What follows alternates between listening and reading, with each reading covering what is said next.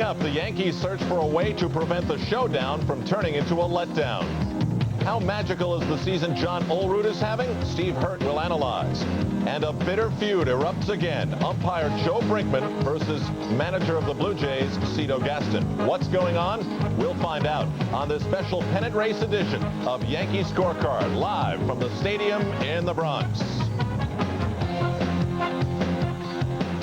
And yes, the threat of rain is real. The third chapter of this four-game showdown between the Yankees and the Toronto Blue Jays. The first two going to Toronto tonight. The Yankees hope Scott Kamieniecki can continue his role. Meanwhile, Dave Stewart has searched for consistency all season long. The Jays hope he'll have it tonight. And hi, everybody. I'm Al Trautwig inside our MSG studios. There is the threat of rain, and Frankie Albone, the groundskeeping head here at Yankee Stadium, tells me that the real threat of rain will pass at 8 o'clock. So we'll see how that affects the early stages of this game tonight and how good a weather forecaster Frankie Albone really is. As for the New York Yankees, really the story of tonight's game and the importance of it begins with a look at the standings. And in the American League East, the Toronto Blue Jays, on a roll of late, have built up a three-game lead over the Boston Red Sox, who also lost last night, and the Yankees. The Baltimore Orioles 5 back, and the Detroit Tigers have fallen 9.5 games back in the pennant race in the East. A look at some of the streaky numbers. The Yankees are 3 games out of first. That's their biggest deficit since June 29th. They are the only American League team without a 4-game losing streak. That's in jeopardy because coming into tonight, they've lost 3 straight. They've done all this. They've had their success without winning more than 4 games in a row, which they've done 6 times on this season. Their recent failure last night at the stadium, Buck not dialing 911, but he certainly dialed the bullpen a lot. More on that later. 3-2 Yankees in the 5th. Don Mattingly facing Pat Henkin, and he drives one deep into the right field corner that spins Joe Carter around. Meanwhile, Mattingly flying past second, and he starts things off with a triple in the inning. 1 out later, Paul O'Neill lines a single to right, and Mattingly scores. The Yankees getting a run to go up 4-2. Top of the 6th, bases loaded for Toronto. Roberto Alomar belts his 4th hit of the game off of Steve Howe. Sprague and Henderson score. It's 4-4, and Howe didn't like the turn of events. Top of the 8th, 1st and 3rd, Devon White chops one over the head of a pulled-in Mike Gallego. William Cañate scores, and the Jays had the lead. They would never relinquish at 5-4. Still in the inning, Paul Molitor lining a single off of Steve Farr. Henderson and White score easily. 7-4 Toronto. They got one more. The Yankees got one back in the bottom of the 9th. It was 8-5 when Danny Tarnable looked like he tied it, but it fell just short in Death Valley. Wade Boggs scores, making it 8-6. 4th Toronto pitcher of the inning. Watched Al Leiter step to the mound. The Yankees at 2nd and 3rd, and he swings at the first pitch, which is scooped up by Ed Sprague, ending the game. The Blue Jays going on to beat the Yankees by the score of 8-6. And yes, the Yankees have had trouble with the Jays. They've lost 6 of 8 this season. They've lost 17 of their last 21, and they've lost 13 of their last 16 at Yankee Stadium. Big effort by Roberto Alomar last night. 4 hits, adjusting to his new spot in the order. Can you describe the different confidence this team feels as they play important games as these are, knowing that they have a world championship already? Well, it's been a lot of pressure against the Blue Jays. You know, everybody want to play good against us because we're the champions. So we're just going to try to go out there and try to do whatever we have to do just to play a good game. And now with Ricky Henderson, it's a totally different team, different attitude, and different atmosphere. I think so with Ricky here, we can go all the way this year. How is the pressure different compared to the way it was last year? Well, it's more pressure because everybody expects us to win again. Do you feel it? Does the team feel it? Well, yeah, I don't think so. We feel it because we've been playing real good, but there are always some guys out there that they always feel pressure. I think so. The only way you can avoid that is just to go out there and do your job. Everybody do their own job and not worry about that, because the only way you can win some games is just to go out there and have some fun. Not since Lou Piniella did it in 1987 has a Yankee manager used 7 pitchers in a game. In the 5th, Buck ran out to pull Mark Hutton. Then he went out to take out Bob Wickman. Then he went out to remove Bobby Munoz. And then Paul Ostenmacher with a brief visit to the mound. And then Steve Farr was brought into the game. 5 trips to the mound overall, a good workout for Buck Showalter. 7 pitchers used. Of course, the starter didn't require a visit, and Paul Gibson, who started the 9th, did not require a visit. There's the 7-pitcher lineup used in 1987 by Lou Piniella. How fast it seems time has flown. Remember those names? Now, the Toronto Blue Jays used 4 pitchers in the 9th inning last night. Everyone was wondering, where's Dwayne Ward? Ward told me before tonight's game that he had pitched 11 straight games and now suffers from stiffness in his right shoulder. He compared it to a toothache. Couldn't get loose last night and does not believe that he will be available for Cito Gaston tonight. Here are the lineups for Game 3 of this 4-game series. Wade Boggs, Deion James, Don Mattingly, Danny Tartabull, Paul O'Neill, Bernie Williams, Mike Stanley, Mike Gallego, another start at short in place of Spike Owen, Pat Kelly at second, and Scott Kamenicki on a roll facing this most potent lineup. This could be a rotisserie team. Ricky Henderson, Devon White, Roberto Alomar, Joe Carter, John Olerud, Paul Molitor, Tony Fernandez. How's that for a top 7? Ed Sprague and Pat Borders aren't bad either. And Dave Stewart at 6 and 5 will have John Olerud behind him. That's part of the topics that we'll talk about with Steve Hurt in a moment.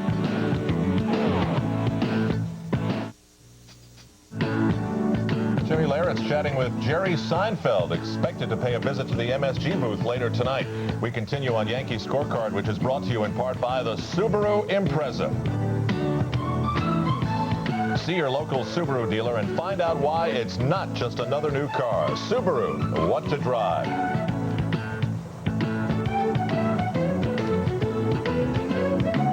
Welcome back to the stadium. Well, another month has passed. That means it's time to analyze some of the things that have happened. And, of course, Steve Hurt is the man for that, representing the Elias Sports Bureau. And, Steve, there may not be a more interesting story right now than the charge toward 400 that John Olerud is putting on as a member of the Toronto Blue Jays. Coming into tonight's game, he is hitting at 397, but that's certainly close enough to keep this very interesting. Crews from virtually every media outlet in the country have requested to talk to this man. He has become a very big celebrity with that bat of his. He's an interesting guy in his own right, Al. I mean, he never played a game in the minor leagues, and he's young enough to have gone right from Little League and high school ball, then played in college and into the majors. And he might be the first guy ever to play Major League Baseball who, before his first Major League game, had never used a wooden bat. He used an aluminum bat, Al, all throughout his earlier career. It's really amazing when you think of it. Yeah, it's a combination of never having played in the minors and the age that we're in now, that this fellow played Little League ball and high school ball all with aluminum. He has said that did take some time to get used to. His whole rookie year, he told me, it took him a while to adjust. Beyond the 400, what else is interesting about what he's doing? Well, I don't know if 400 is the right number to be looking at here. You know, it's in a sense, Olerud's on-base average, which coming into tonight's game is at 499 and leads the majors. He has a good chance to have a 500 on-base average. That means reach base half the time that he bats. And that is a more difficult thing to do, it turns out, than to hit 400. I mean, you see on the left here all of the hitters who've hit 400 since 1900, and there are only 8 of them, the most recent Ted Williams in 1941. But only 4 guys have ever had a 500 on-base average. The most recently, Ted Williams and Mantle, who both did it in the same year of 1957. And it seems that Olerud is becoming more selective. He's getting more walks. Pitchers certainly pitching around him now. That might be the one that he gets. Well, John Olerud didn't have to be interviewed as often as he might have yesterday. That's because of the arrival of Ricky Henderson. And you would think with Ricky coming to this team, and you would think that Ricky on any team, that team would score a lot of early runs, leadoff runs, and that, you know, all this hype about being the great leadoff man would lead to early success. This really surprised me. I looked at these figures expecting to see exactly what you said. But in fact, Toronto this year, even with the great top of the order that they had before Ricky Henderson arrived, Toronto stood no better than 8th in the American League in the number of runs they scored in the first inning. You see the White Sox on top of that list scoring almost a run per game in the first inning. How about Oakland, where Ricky Henderson was 13th on a list of 14 teams, only 46 first-inning runs this year. Point is, there's a lot of room for improvement in the Blue Jays' top of the order, and if they start getting off to early leads, that could be a big factor in the rest of the way. All right, 2 more things, and we have to go through them quickly. One, the Yankees again led 3-0 last night, lost the lead, lost the game. It's a disturbing trend for this team. 9th time this year, Al, they've lost a game in which they had led by 3 runs at some point during the game. That's the most in the majors. Toronto has lost only 2 such games. If you turn those numbers around, the Yankees are in first place. Mike Stanley's dream season, how does it compare with other great power years with catchers? 19 homers already. Looks like he'll hit 300. Only 13 catchers in Major League history have combined those 2 figures, 4 of them Yankees. The Yankees have had a great run of catchers. Bill Dickey 4 times, Yogi Berra twice, Howard and Munson. That's a 300 batting average and 20 home runs. In fact, if you circle in on Howard for a minute, 1961 was his coming out year. The year before, he hit only 245. went to 348 that year. Look at the similarity between Howard and Stanley. Stanley's coming out year this year. Only time will tell if he's for real or whether this is just a lightning in a bottle season. I think for Elliott, it was a good career. He became a star.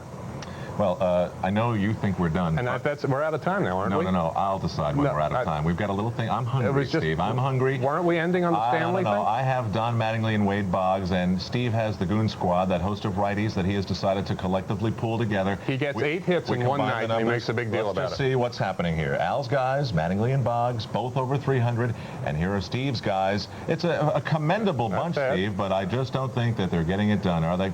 I lead. I've got Velarde back off the disabled list. We'll find him some playing time and we'll talk. I'm up by 7 points. When we come back, some vicious things have been said between Cito Gaston and Joe Brinkman. Why? Told me we're out of time. But he does not even react to his pitches. And a high fly ball back into left. Blanchard will go back. Stop everything. We interrupt this Yankee game to tell you about C-Tech Cable Systems and Madison Square Garden Network's New York Yankee Sweepstakes. If you're a true sports fan or truly love the Bronx Bombers, Then you'll want to win the ultimate grand prize that includes 2 tickets to a Yankees-Boston Red Sox game and an exclusive dinner at the famous Mickey Mantle's Place. 2 second prize winners will receive 3 free months of one of the following exciting premium channels. Or be one of 10 lucky third-place winners and receive a pay-per-view movie coupon. To play, all you need to do is stop in at Reps in Somerville because we want to pump you up. Or just send us a postcard with your name and address and send it to New York Yankee Sweepstakes, C-Tech Cable Systems, 279 Amwell Road, Somerville, New Jersey. It's one sweepstakes you won't want to miss. It's C-Tech Cable Systems and Madison Square Garden Network's New York Yankee Sweepstakes. Now back to the ball game. Going back, and he drops the ball. Stankiewicz was back to tag, and now Clete Boyer will... There was great tension in the air when Joe Brinkman threw out Roberto Alomar after he complained about a 3rd strike call. Alomar was restrained by manager Cito Gaston, who barked out at Joe Brinkman himself and was also tossed. What came out later with that final salute was that Cito Gaston called Joe Brinkman in that exchange a racist, along with some other unspeakable things. I spoke with manager Joe Brinkman, who requested that he not speak with the media today, but he did say that these were hurtful things and that he has tried to, in the past, have 2 private meetings with Cito Gaston, actually did get together and smooth things over, but it seems as though that is not the case. This is a long-standing feud that Cito Gaston believes goes back to a book that former Blue Jay Ernie Whitt wrote, where he was critical of Joe Brinkman. A short while ago, I stepped into the Blue Jays dugout and spoke to the manager of the Blue Jays. Cito, obviously in a pressure-filled situation, times get tense, things get said. The other night, your altercation with Joe Brinkman, did you say anything that you regret?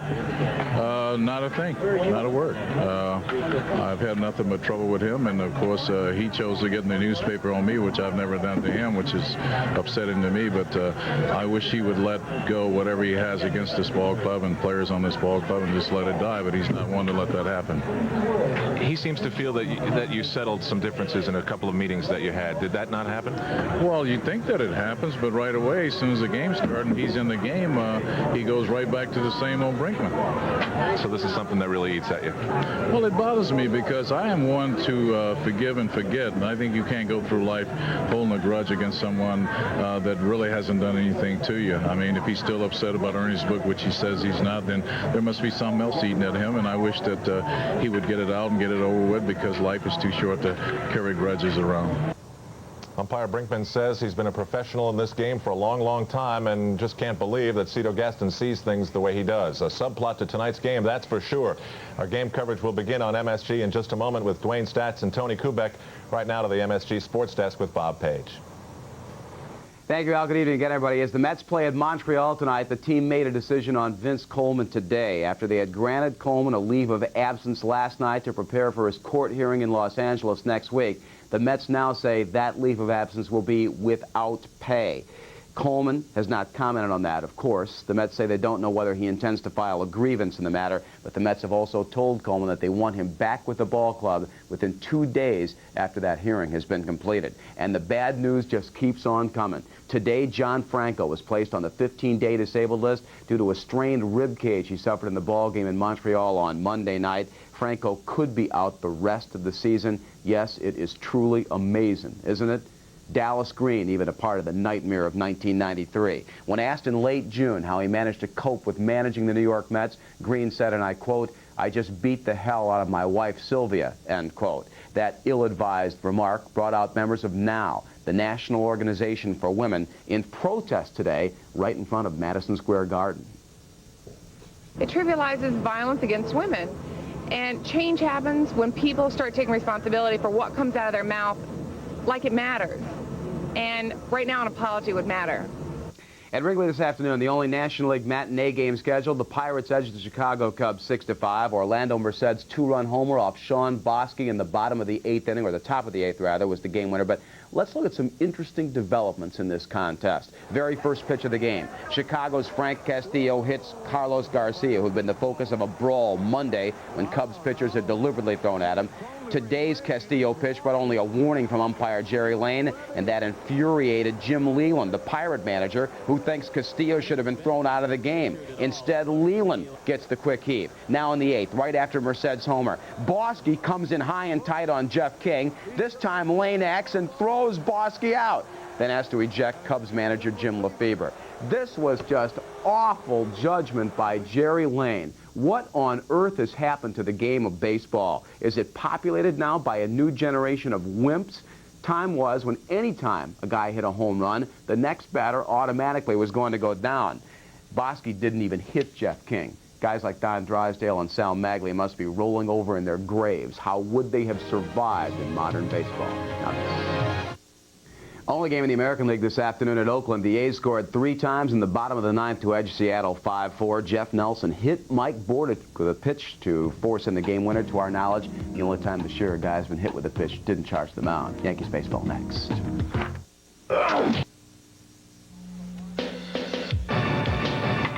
a drive deep to right. He saved the shutout. It is sliding. There's a drive.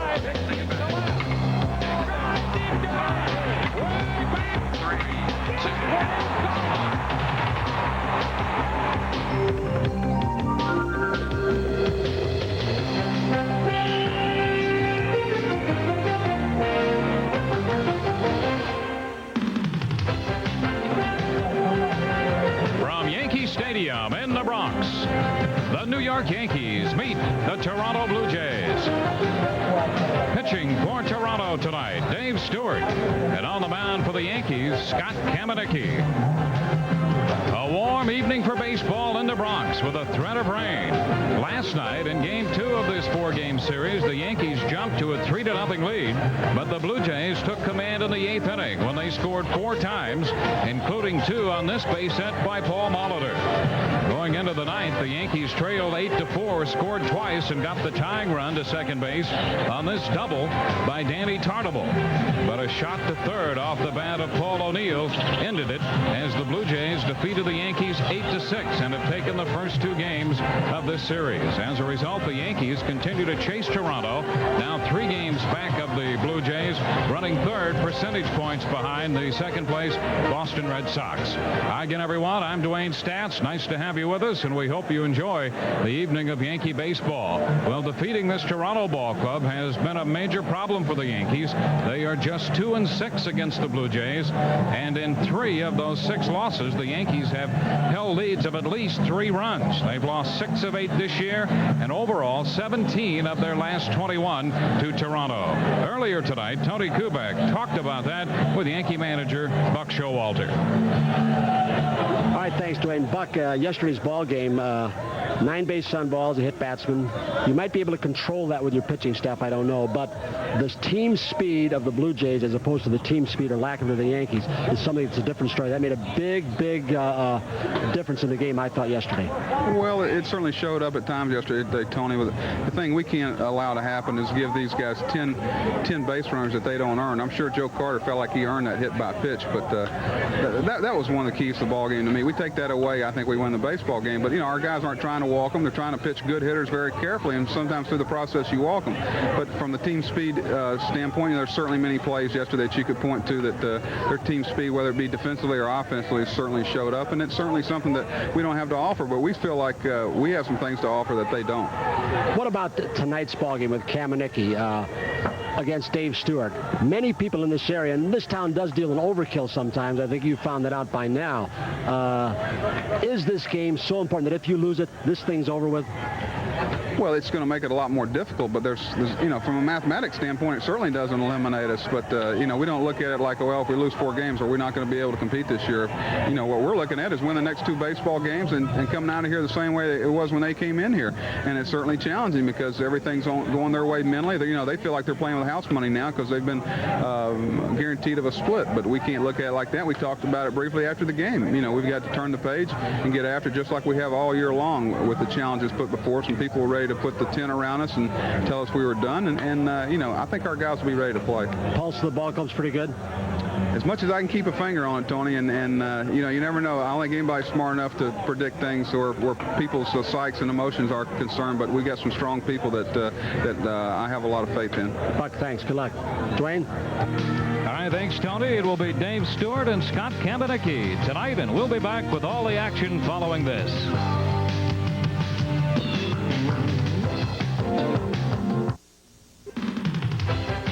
New York Yankees baseball is brought to you by Budweiser. Fresh, pure, natural.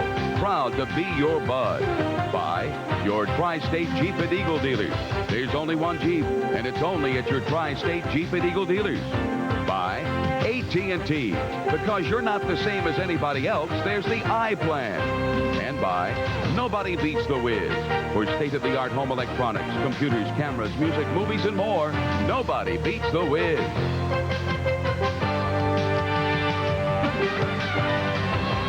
That was the scene outside Yankee Stadium a little earlier in the evening. It is 85 degrees. The humidity stands at 40% under partly cloudy skies. We've had just a light sprinkle at one point about 45 minutes ago, but nothing threatening, nothing serious at the moment. As Scott Kamenicki set to go to the mound for the 22nd time this year. This is his 12th start. His record 6-3 for the year with an earned run average of 4.07. And Tony Kamenicki has given the Yankees a much-needed lift in that rotation. Dwayne, of his last 9 starts, and all a manager can expect is your pitcher to keep you in the game. 8 of the 9 starts, Kamenicki has kept the Yankees in the game.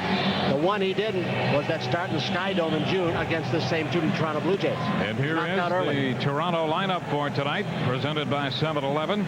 Ricky Henderson leading off, followed by Devon White and Roberto Alomar. In that cleanup spot, Joe Carter, John Olerud at first. The DH again hitting 6th is Paul Molitor, with Tony Fernandez at short, Ed Sprague at third base, and Pat Borders batting 9th, and he'll do the catching. I understand there was some talk in the upper echelons of this marvelous building, Yankee Stadium, of taking Deion James on the left, putting Paul O'Neill, a better outfielder, in left field because it is so spacious, but apparently Buck Showalter's going to leave it the way it is. Well, what the Yankees would really love to do is get Danny Tartabull well enough with that shoulder to move him into right, put O'Neill in left, and that would free up that DH spot for a little maneuverability, including utilizing from time to time Matt Noak's bat. Ricky Henderson leads off for Toronto, and the first pitch is lined through the hole between short and third. So Henderson is aboard. That's Ricky Henderson's first at bat off Scott Kamenicki. Kamenicki had held him hitless in 12 at bats. Ricky Henderson gives a lot of credit to Bobby Bonds, now the Giants hitting instructor, for his prolific home run total leading off. Bonds held the record before Ricky, and Ricky says, well, I talked to Bobby, and Bobby said, look for a fastball in a certain area and turn on it. He just didn't get under that ball enough. Well, he's not the only Bobby Bonds fan in this Toronto lineup. Joe Carter has a lot of regard for him as well. Here's Devon White, now hitting out of the number 2 spot. Blue Jays come out swinging, and White fouls it out of play. Strike 1. One thing Kamenicki is learning to do, Stahl is still not great at it, is to go in a little more slide step. He had a very slow delivery. Tony Cloninger has worked on it. A problem yesterday with Mark Hutton when he had men on, they kept calling slide steps. When he slide steps, the big Australian, his velocity goes down about 5 miles per hour. He just can't handle it yet. The 0-1. White offers at the pitch, trying to bunt the ball, and the count goes to 0-2. Devon not bunting for a sacrifice, off-speed pitch. White's timing was upset. He was well out of the batter's box and couldn't even reach the ball. We've just started at Yankee Stadium. Ricky Henderson drilled the first pitch into left for a base hit. A 2-strike count. Henderson back in at first base. What a versatile lineup Cito Gaston has. You take 5 players in this Blue Jays lineup: Henderson, White, Alomar, Molitor, and Fernandez, all in their career have hit either leadoff or in the 3rd spot. And they could probably still do it if Cito wanted to. That's why he could do what he did with Molitor moving him down yesterday. Another move to first, and Henderson is back in over there. Henderson with a leadoff single. It was close. There it is. Ricky tries to time a delivery. Many times you'll try and get a walking lead, a little bit like Lou Brock used to, momentum going towards second. So you try and vary your rhythm. I don't know. Obviously, nothing works consistently. Very close. Kamenicki thought he might have had a strike there. 1 ball, 2 strikes. One thing Scott has done, and Tony Cloninger's helped in this area, is to contain his emotions when he thinks an umpire didn't give him a corner. That by that low home plate camera, obviously the ball circled the plate. Rick Reed is working the plate tonight. And a ground ball. Kelly to Gallego for the out at second. No chance, of course, to double up White. Henderson erased on the force play. White reaches on the fielder's choice. Well, you erase one base stealer, Ricky Henderson, and on the fielder's choice, he's replaced by another superior base stealer, Devon White. Gallego wisely doesn't even throw as Devon White just cruises in. 1 on, 1 out. You know, you look at White, the base runner. There's Alomar. Had a big night last night. Hitting .316 for the year, Roberto Alomar. There's a strike. 0-1. White 23 out of 26 running on the year, and they've added Henderson's speed to their lineup. Ricky 31 out of 37 running. I don't think there's any question this Blue Jay team, if Cito Gaston wanted to run him a lot on that turf up north in Canada, they could be leading the league in stolen bases. It kind of conserves their energy and their legs. Alomar with a high fly ball into left center. Dion James is there, not overly deep, and makes the catch for the second out. 2 gone. Alomar is out of there. Kamenicki has shown terrific velocity more this year than last. When he came off the neck surgery, got a sharp downward curveball, and he's got a great straight change, the old circle change. He's had much better command of his pitches, has been able to work both sides of the plate. I think that's the key. I think Tony Cloninger, who pitched hard inside when he was an active player, he has convinced Kamenicki, you got to go in there more than one time.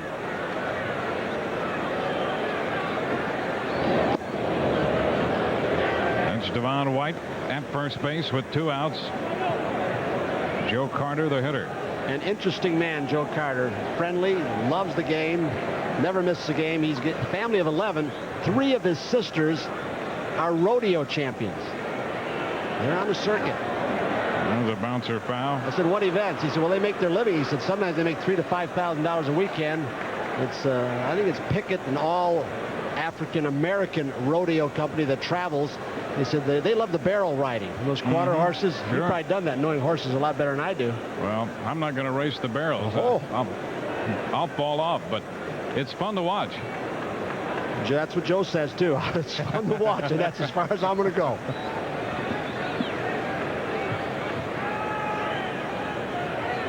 This one upstairs. 1 ball and 1 strike. Last time we were in Toronto talking with Joe about the effect that Bobby Bonds had on him and the impact. There's Carter originally with the Chicago Cubs.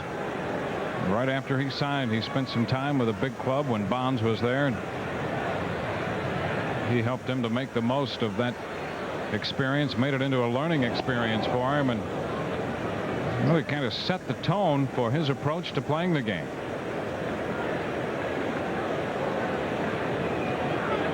One and 1 to count.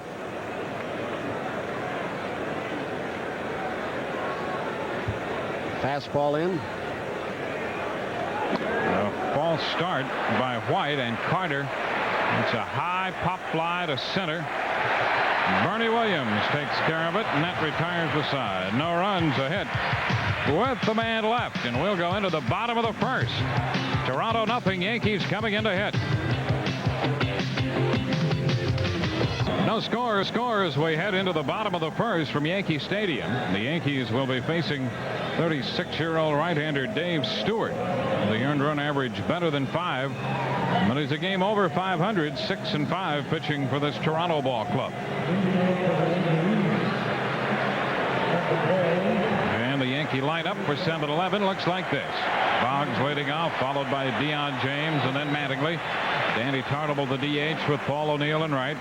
Williams in center field with Stanley, Gallego, and Kelly completing Buck Showalter's lineup. Ricky Henderson's presence defensively was felt last night, as was Devon White's, Ed Sprague's, and Alomar's. They throw a lot of leather at you. Wade Boggs. Boggs had 4 hits last night. He's hitting .312 for the year, and he takes the first pitch for a strike. Boggs over .370 out of the leadoff spot since the All-Star break.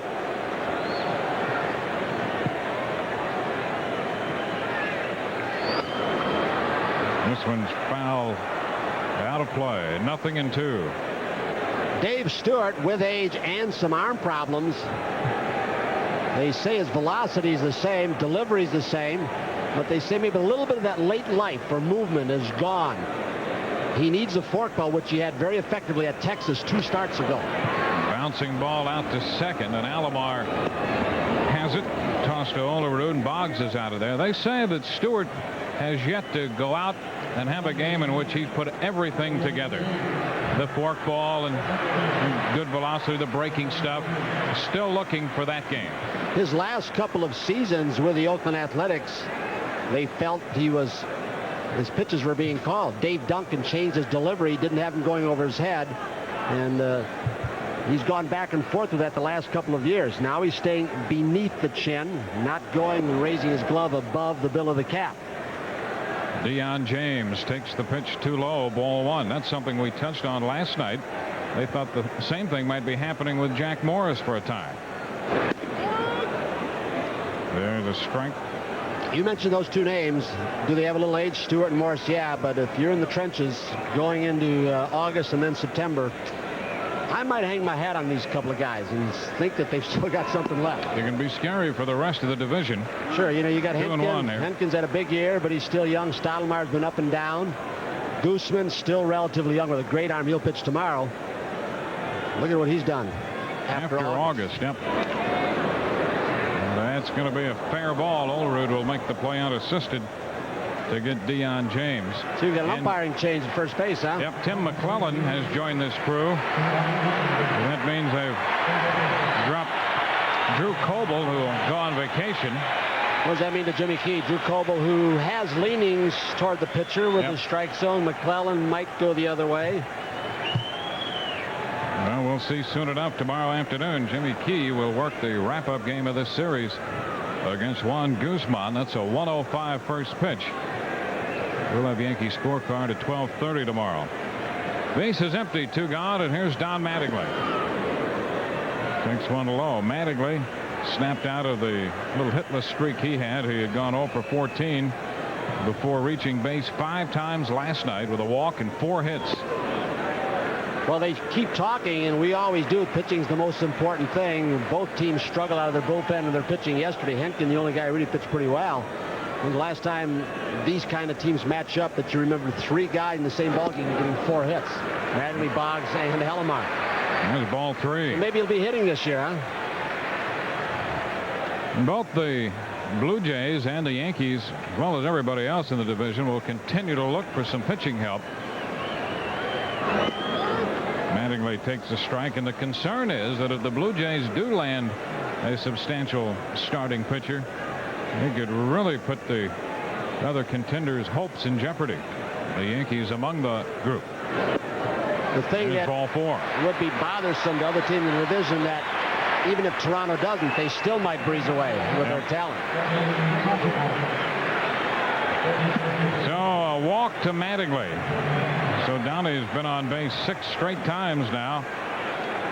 And here is Danny Tartabull. You know, if the Yankees lose tonight, they're 4 games back. Tomorrow becomes even more important because, you know, you could still get back to 3 games if you wanted there tomorrow and split these 2. But if Toronto leaves here 5 games ahead of the Yankees, that's a long climb back with other teams involved. And the pitch is high, ball 1. Now they'd be 5 back with fewer than 60 games to play and other teams in the race. Numbers good against Stewart, 417 and 5 career home runs off Stewart. This has not been a particularly good ballpark for Stewart.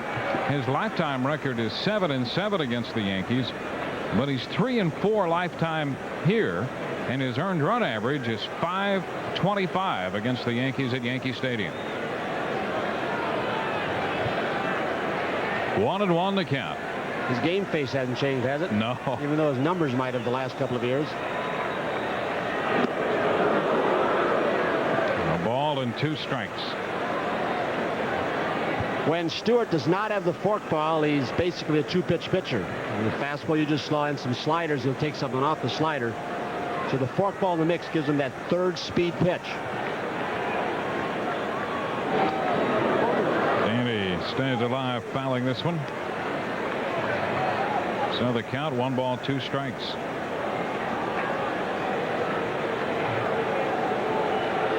Blue Jays left a man on in their first. Mattingly has walked with 2 outs in the Yankee first as Tartabull faces Dave Stewart.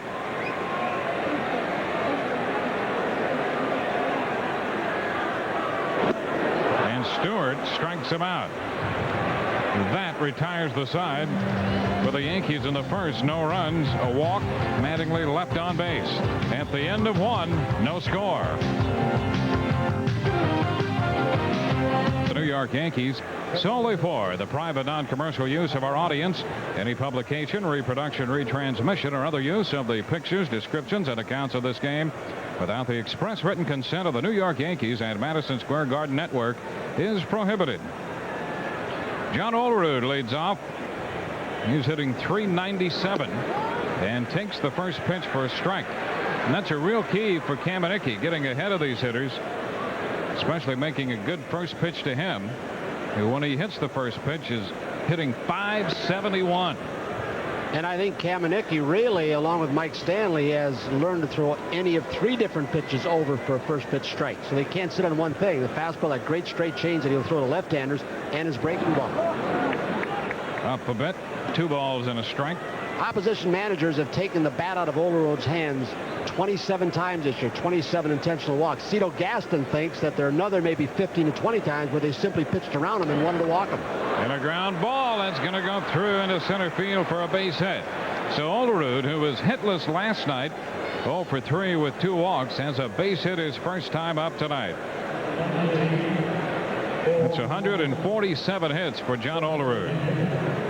Not the same setup nor the same stature, but if that isn't Stan Musial, the way he approaches a baseball, not the same stance. He stands open a little bit. You're right. Not in that deep crouch looking over his shoulder, but where he hits the ball and his approach and his follow through. And when you look from the waist up, his approach, it is Stan. He's got those sloped shoulders. Yep.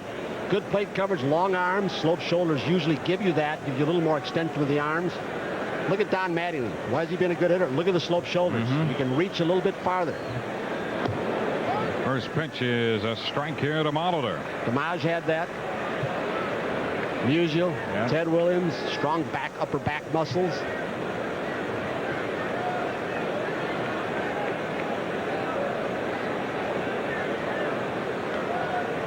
This one down and away.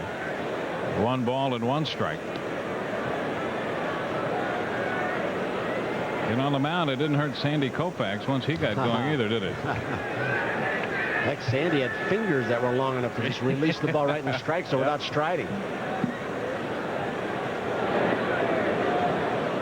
2 balls, 1 strike, the count. These are the counts that have plagued the Yankees, well, an awful lot of the time. 2 balls, 1 strike.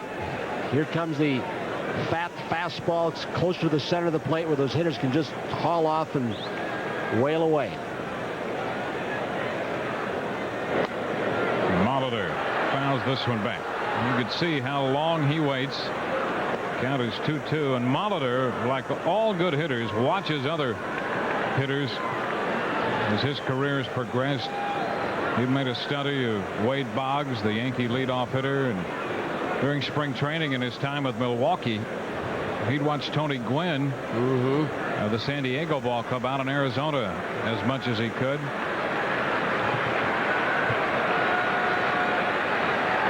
And he's out on strikes. A foul ball, and he's still alive.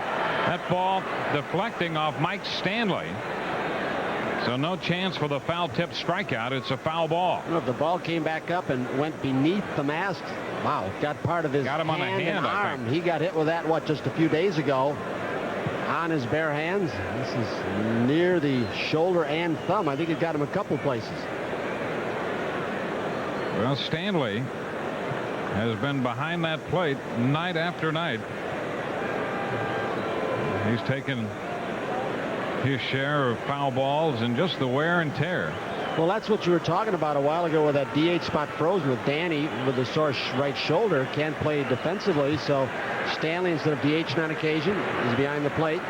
Moak's bat. We've seen very little action since the All-Star break. And Molitor's out on strikes. That ball ran away from him. First strikeout for Kamenicki. From low home, I don't know if this is a slider or just a fastball that he cuts and keeps running. A little cut fastball. Molitor pulls off the ball just a little bit and can't reach the outside edge of the plate. That's the first out in the second inning. And here's Tony Fernandez. We talk about the variety of Kamenicki pitches, but I still think his success has been using that fastball effectively, moving it around, in and out, instead of getting in one slot with it. And a strike call on Tony Fernandez. Kamenicki making a lot of first pitch strikes tonight through the first couple of innings.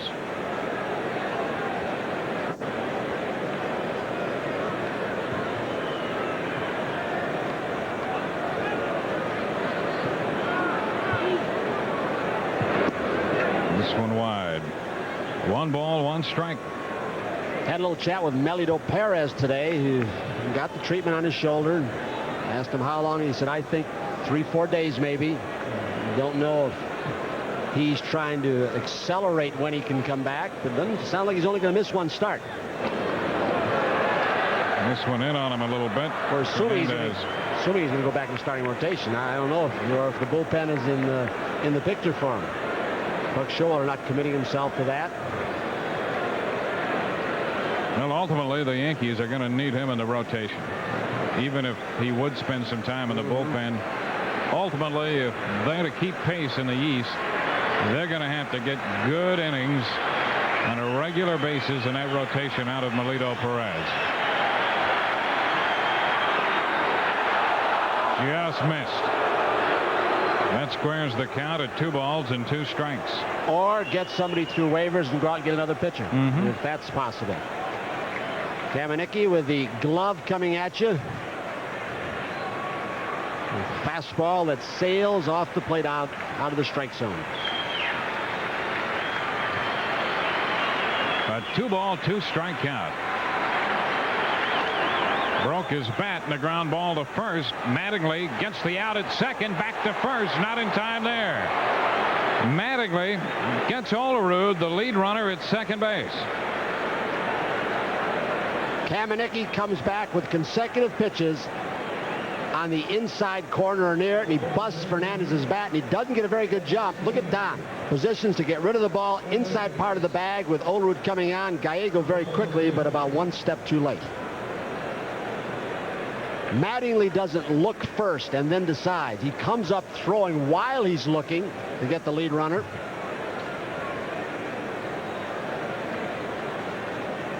Always thinking about that lead runner. 2 gone. Here's Ed Sprague. A ball, no strikes. Sprague, the number 8 hitter, the third baseman, had a run batted in last night. An RBI single and 2 bases on balls. And he turned one of those walks into a run. the strength. Sprague flinching a little bit, and the count is 1-1. Another thing Stanley has insisted on with a lot of these pitchers who are able to do it. There's Hunt and still young, and can't oftentimes, nor can Wickman, but when you're behind in the count, as he just was, hang a breaking ball on him. 1 ball, no strike. He hooks Ed Sprague.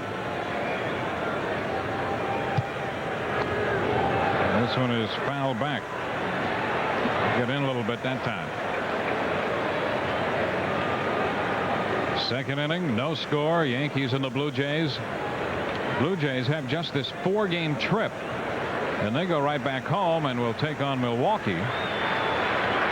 The Yankees will be heading to Minnesota for the weekend, and then into Boston before coming home for an extended stay. 1-2 the count. It's Tony Fernandez at first base.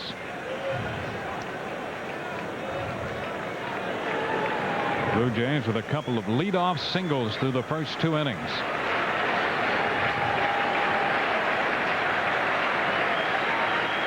The 1-2 to Sprague. And a liner into left should be caught by Dion James, and is for the out. No runs, 1 hit, and a man is left on base. We go into the Yankee half of inning 2. Toronto nothing, Yankees nothing. New York Yankees baseball is brought to you in part by your Tri-State Quality Ford dealers, who are winning back America with 5 of the top 10 bestsellers. See your Ford dealer and see for yourself. Yankee Stadium, bottom of the second inning coming.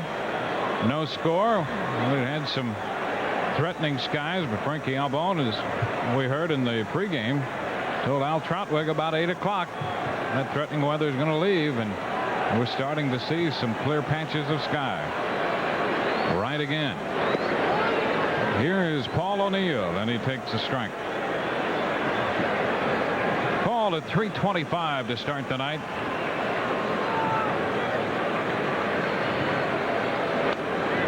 This one's fouled straight back. It's going to wind up out of play. And O'Neill is behind Dave Stewart, 0-2. In batting practice today, Paul O'Neill has been trying to get the bat out a little quicker on pitches inside. They keep busting him inside as that last pitch. He's been a little bit late. He's really working to keep the shoulder, and he's been pulling it out, and the bat's been dragging. He scorches this one, but foul into the upper deck down that right side. Is that a forkball that just stayed down and in and didn't dip out of the strike zone? Let's take a look on the replay. Borders slides outside, and the baseball sails inside into a great hitting area, down and in. There's one that's a little wide. Stewart on that one took a lot off it. Took something off the fork ball. Like, yep, that fork ball looked there and missed. 1 ball, 2 strikes.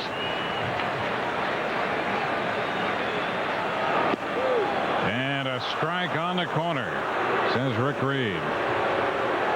So O'Neill is caught looking. Second straight strikeout for Stewart. He threw the ball by Tartabull to end the first, and now a called third strike on O'Neill.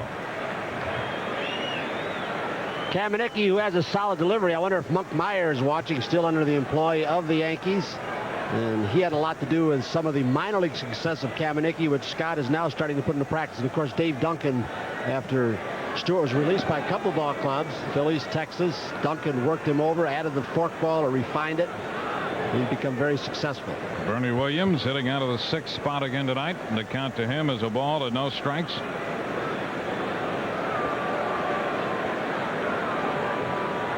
Bernie hitting .370 as a number 6 hitter. Ahead in the count, 2-0. You could almost see the burden of hitting first leave Bernie's shoulders, couldn't you? He seemed so much more confident. Left side, he continued to struggle before the All-Star break. And all of a sudden, left-handed since the break, hitting 6th. He's become a better hitter. And it's high. 3 balls and no strikes. Well, he has shown signs, even in the minor leagues and the short time he's been in the big leagues, shown signs of developing into a run producer. And because he had drawn walks in the past, signs being a leadoff hitter as well. There's a strike, but I think hitting down to the lineup gives him a chance to kind of grow into the major league role a little bit more. And there's nothing in stone that says he's not going to be at some point back in that leadoff spot. But the way he's performed hitting sixth, the Yankees like him right there. Full count. And be up to the All-Star break. Bernie Williams on base average, which is around 320 or 325, then didn't justify keeping him in the leadoff spot. Now when you've got a Wade Boggs on your team, he was working the count, but also he was pressuring himself when he got behind in the count leading off. The 3-2. And there's a strike call on that corner. So Bernie Williams is called out on strikes. So both O'Neill and Williams are caught looking here to open the Yankees second. 3 consecutive strikeouts for Stewart. All have come on fastballs, and the message appears to be going out from Rick Reed to swing the bats, boys.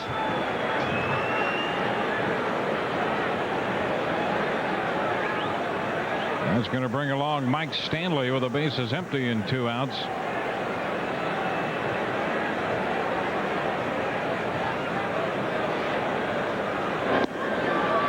Stanley checks, and he checked in time on the appeal to first. A ball, no strikes. This is career start number 300 for Dave Stewart since coming to the big leagues in 1978 with the Dodgers. 2-0, then went to Texas in '83, and a couple of years later on to the Phillies, '86 Oakland, and had a great string there. Well, they talk about 2 players, Eddie Murray, the best hitter never to win an MVP, and Dave Stewart, the best pitcher never to have won a Cy Young Award with 4 consecutive 20-win seasons. But somebody else was just a little bit better. Named Clemens a couple of times. 2-1 the count.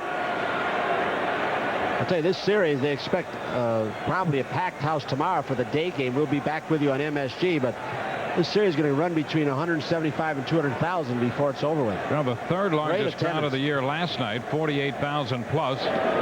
Foul ball against part of Borders. And that brings the count at 2-2. And the first night, a crowd of 43,000 plus here. And it's going to be in the same neighborhood tonight.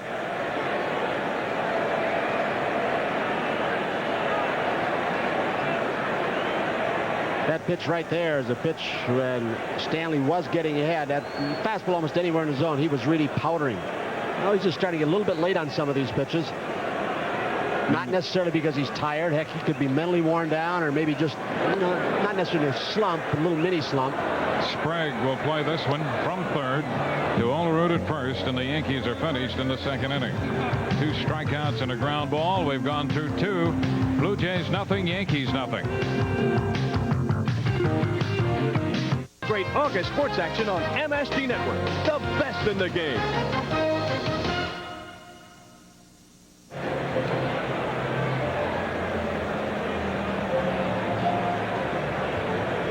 Reminder, the Yankees' next homestand features 3 games against the Baltimore Orioles starting August the 13th, Friday the 13th at 7:30, and Saturday and Sunday the 14th and 15th at 1:30. Good seats still available and on sale at the stadium and the Yankee Clubhouse stores.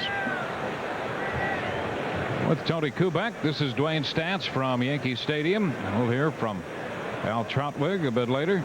No score through 2 as the Toronto catcher Pat Borders steps in to open the third. And the pitch is a strike from Scott Kamieniecki. So the first time through, Borders being the number 9 hitter, I think Kamieniecki's made 7, maybe 8 first pitch strikes. Upstairs, 1 ball, 1 strike. Cammy now pitching at 29 after, college career, spending time in the minor leagues. And perhaps this is his time now where both emotionally, psychologically, he's getting things together. Is he going to be one of those pitchers that arrives late? The Yankees sure hope so. It's happened in the past to many people. Randy Johnson. I mean, Randy Johnson walked a lot of guys this year. He's off to a terrific year. Started at the end of last season. That's a foul ball as Borders really threw his bat at the pitch. So the count is still 1-2. Well, Kamieniecki, as we just saw those last numbers, gave the Yankees some measure of stability in the rotation for the month of July. Borders just somehow got a piece of a terrific slider. You saw the spot it was in, low and away off the corner.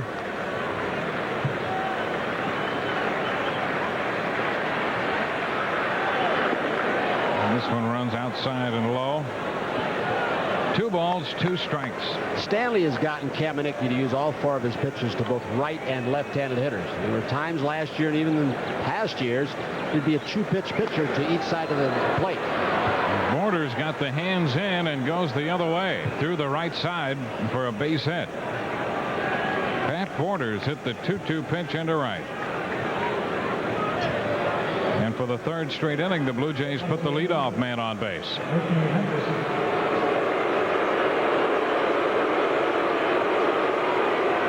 The reaction you hear is for this man, Rickey Henderson. He jumped on the first pitch and lined a single into left between short and third to start the game. He's hitting over 400 off Yankee pitching this year.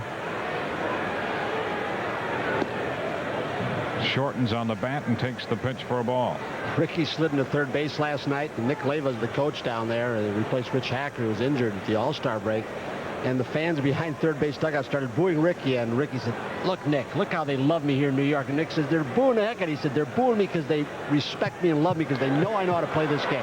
That's how confident Rickey is. He lifts a fly ball for Bernie Williams. Not too deep in center. And Henderson is the first out in the 3rd.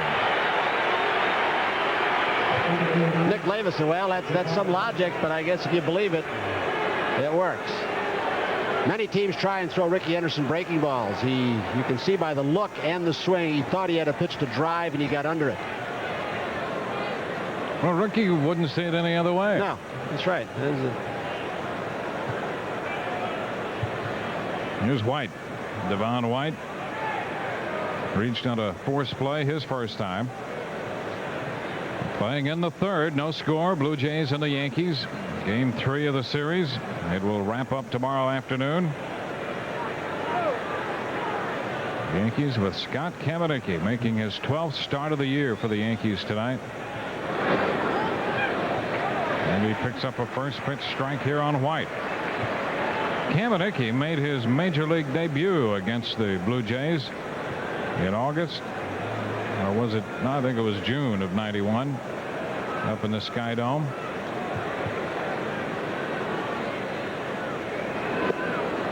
He's in a little too close here. 1 ball, 1 strike. Then he picked up a victory. The Yankees won that game 4-2 as Kamenicki worked his first start through 6 innings. Picked up the win.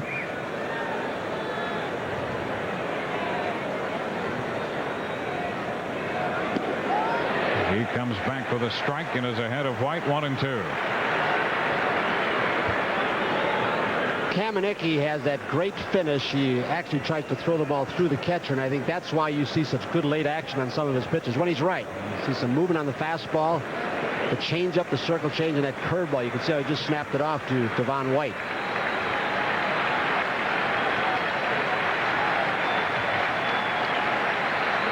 The 1-2 got him. White out on strikes for the second out in the 3rd, and strikeout number 2 for Kamenicki on the night. I'm not sure Kamenicki, even though he struck him out, liked the location of this pitch. It's a breaking ball upstairs that Devon White from the left side is pretty much a low ball hitter. He swings over the top of this. Kamenicki showed some disgust on his face as though he didn't like the location. But when you move the ball around and occasionally change speeds the way he's done, sometimes you can get away with that pitch, and he did. And he's got 4 different speeds going. Look, we talked about Dave Stewart, who basically without his forklift becomes a 2-speed pitcher. Cammy's got the fastball, the slider, the curveball, and the great straight change. No ball, no strikes the count to Roberto Alomar. Foul ball, and the count is 1-1. The Blue Jays 63-45. This matches their high water mark for the year, 18 over 500. And they have a 3-game lead in the American League's Eastern Division.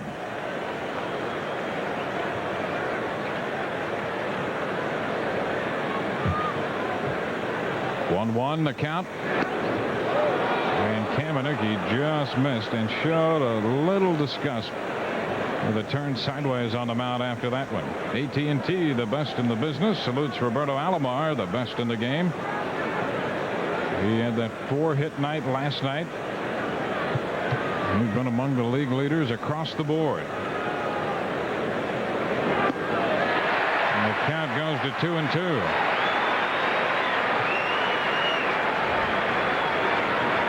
Two balls, one strike. Alomar perhaps a little over anxious. Another pitch in a good spot from Kamenicki. You could see the spiraling rotation diving away from Alomar. 2 outs. The man at first. 2-2 the count to Roberto Alomar. Borders back in at first.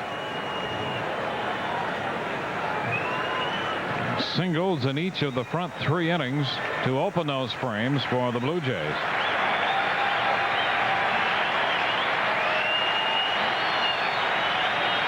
Two, and a foul ball straight back. That's going to reach the upper deck.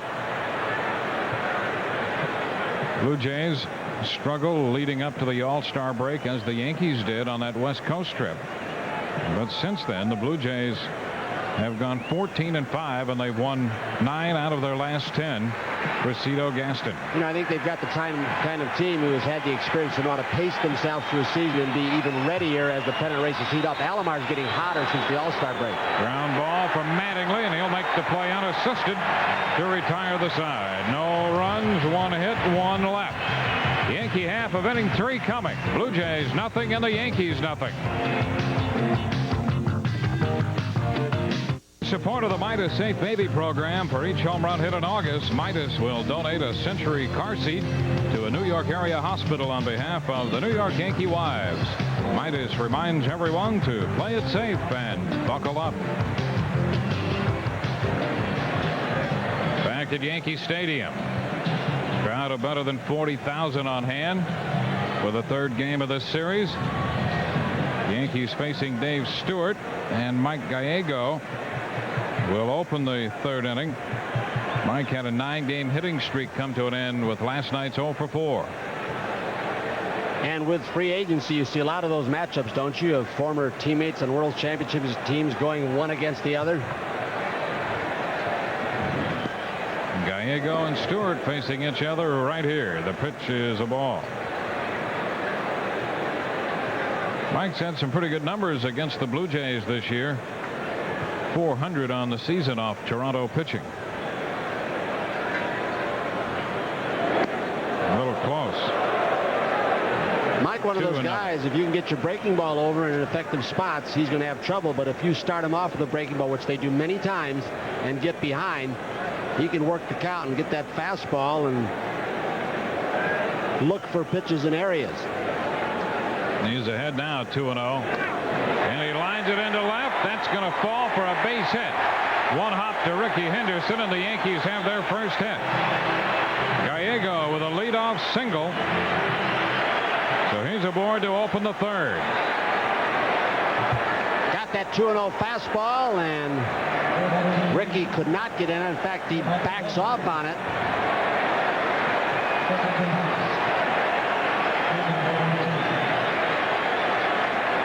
Now Pat Kelly will bat. Pat hitting .272. Sprague's in close at 3rd base. I don't know if Buck's going to try and play for 1 quick run and maybe have him sacrifice. Get on the board early for Kamenicki. Stewart with that move to first, giving the Yankees an opportunity to tip their hand perhaps.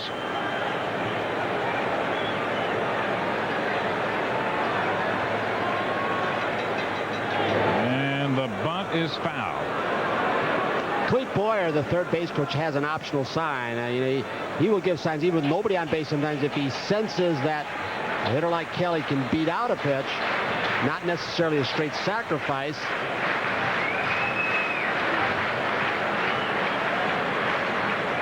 There you go with a base hit to start the Yankee 3rd.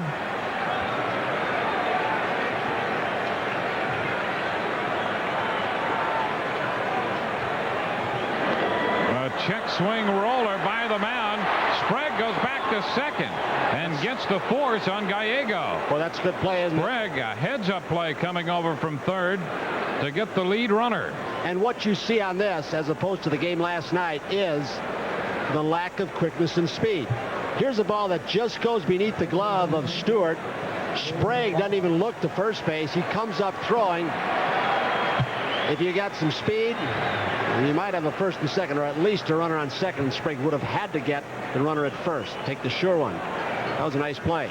Playing in like he was for the bunt, it gave him even a further edge. Now, Wade Boggs, the top of the order.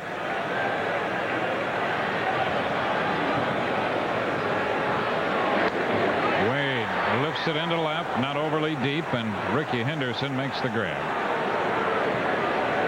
2 outs in the third.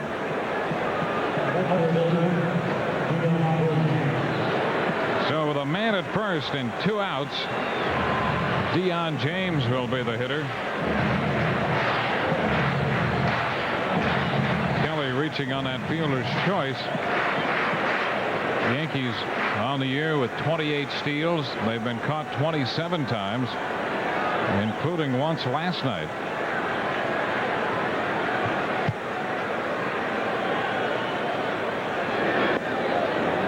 Starts to go as that pitch tumbled on him.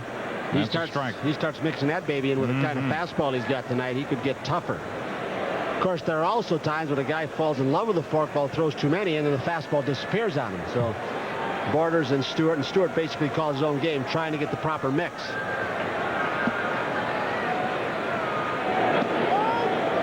That's strike 2. So James down on the count.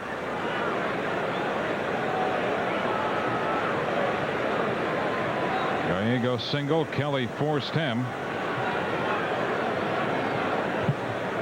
Pat with 10 steals.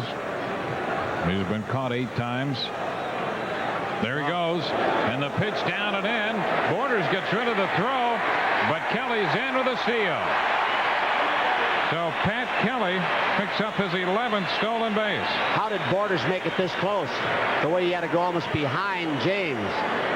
It's almost a Thurman Munson-like throw, huh? Throw it from where you catch it. Don't worry about form. Just think about quickness.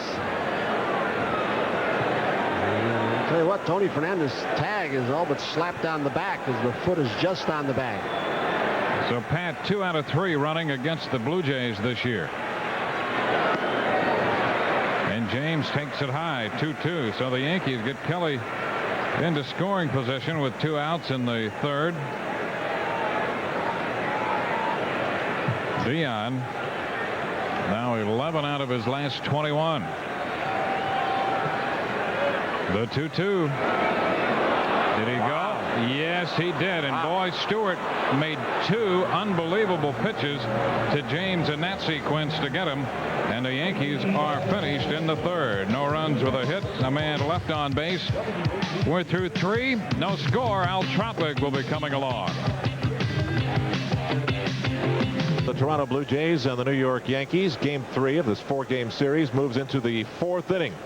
Runs at a premium. Scott Kamenicki scattering 3 hits. Dave Stewart has been hit only once. A couple of big RBI men comparing their swings here.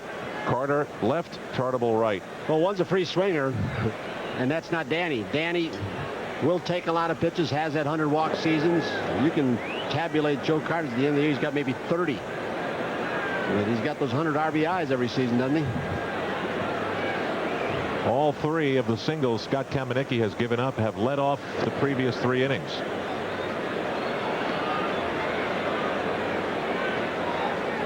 Joe Carter with 83 RBIs. The crowd here at the stadium a little bit mellow, not much to cheer about yet. Fouled off, 2-1.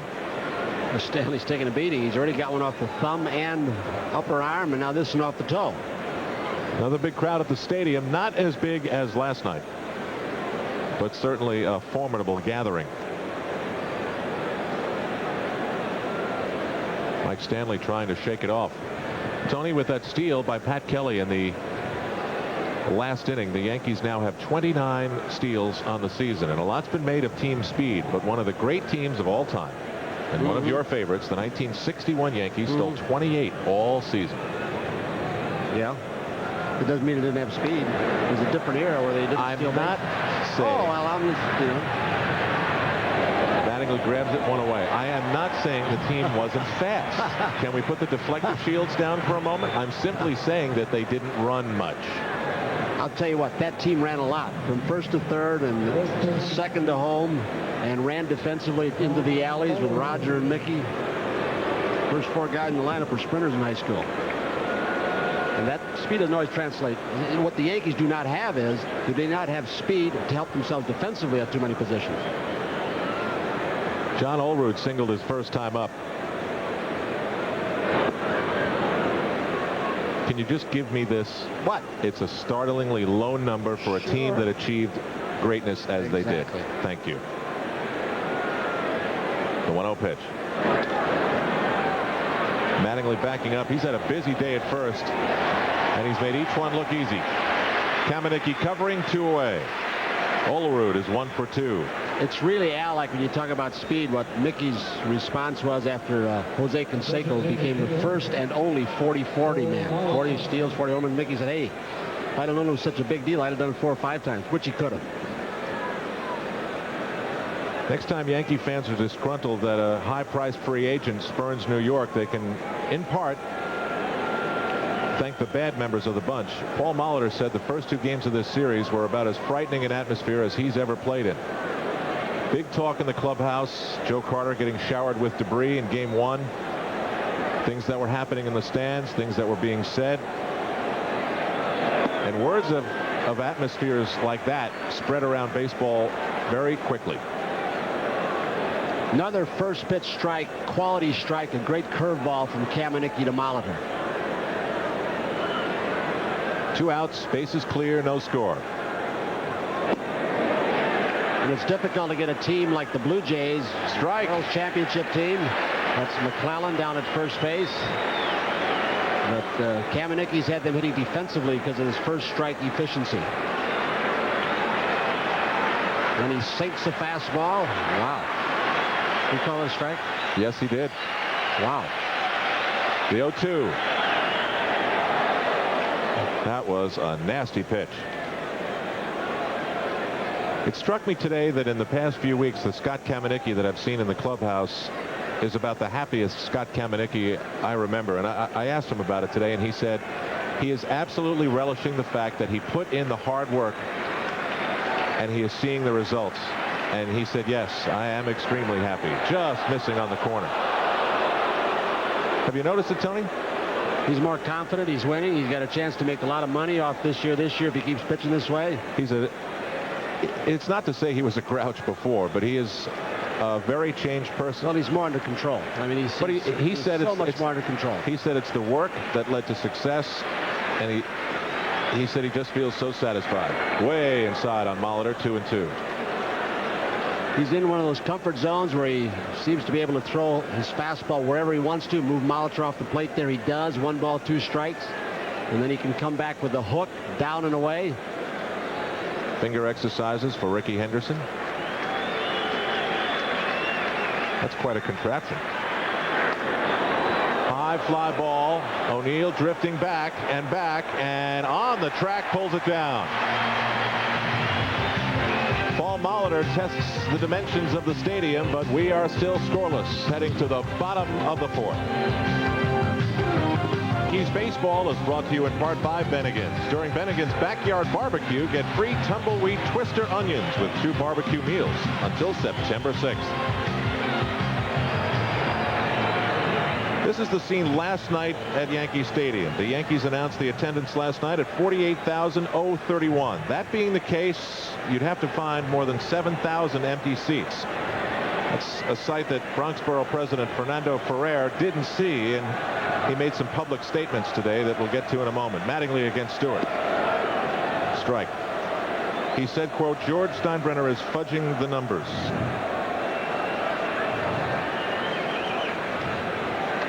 He knows that for a fact, just by looking at the panoramic shot off MSG or PIX. That's I what know he he says. said that, but I mean, gee, that's a pretty bad accusation without any documentation. He said, I'll not use his exact words, but just tipped by Mattingly 1-2. He said he did sell that game out. There were obviously more people in the stadium than 48,000. That was obviously a fabrication. Well, this guy knows, huh? So the battle of the words has begun. Yankees said there were 1,000 free tickets in there that were not counted. So I guess scattered around, you could have said there were 6,000 empty seats there last night. Seems silly. Well, then what they do is they get the income tax return to see what the organization files with the IRS. Then they'll know for sure.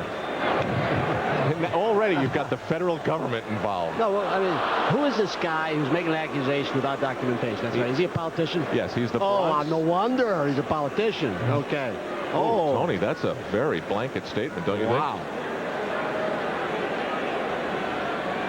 I would say that the Bronx Borough president, for all the things that have been said about his borough, is a little sensitive, and Mattingly fouls it off again. 2 balls and 2 strikes.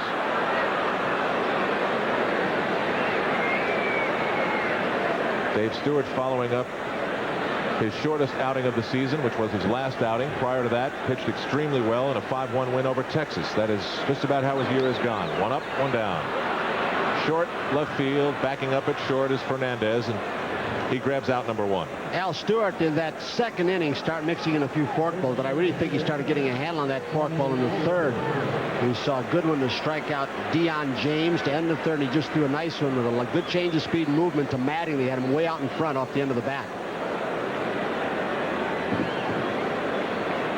Now Danny Tartabull. He said on a scale of 1 to 10, the shot he hit in the 9th inning was about a 9 in terms of hardness, but he knew right away it wasn't out. He said it would have been out in every other American League ballpark. That one curls over the inside. You know where that would not have been out of? Fenway Park. No, it was too low. Yeah, you're right. It was too low to go out of Fenway. It was hit like such a bullet. But as soon as we said Fenway Park, he said it would have gone through the wall. He might have been right.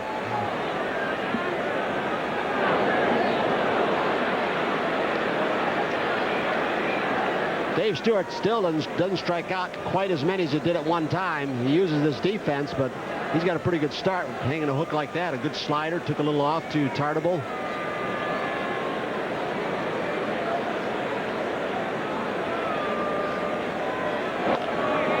Tartabull, a bounding ball to Spray. Diamond to Diamond. In time. The Ed Sprague's come a long way at third. Remember, was it 2 years ago they started to make him a catcher? Then Gruber was hurt. They got rid of Gruber. He'd been catching in the minor leagues, and he came up here, was hitting, and they say, hey, look, with his first step quickness and this throwing arm, he can play third base. Boy, close. And I think when a guy plays an artificial surface where the positioning is of much more importance, you know, because the ball gets through so quick, he's positioned so well.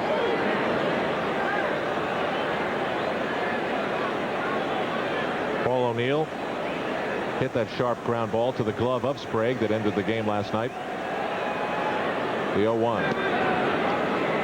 Just missing 1-1. He has a large, well, it's about the size of a baseball, black and blue mark on his right bicep where he was hit last night. Is that like tit for tat with Joe Carter getting hurt earlier? High bounding ball for Olerud. Some questions don't have definitive answers, Tony. No score.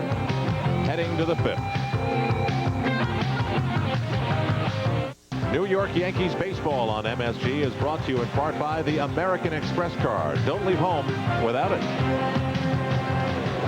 Al Trautwig along with Tony Kubek. Dwayne Staats will be back in the next inning. No run scored as we move to the 5th inning. This series has really brought out the fans. Another big crowd expected tomorrow. And leading things off with the Toronto Blue Jays, top of the order, Ricky Henderson, 1 for 2. Oh, sorry, this will be Tony Fernandez. who perhaps doesn't bunt as often as he should. Left-handed, he'll try it on occasion.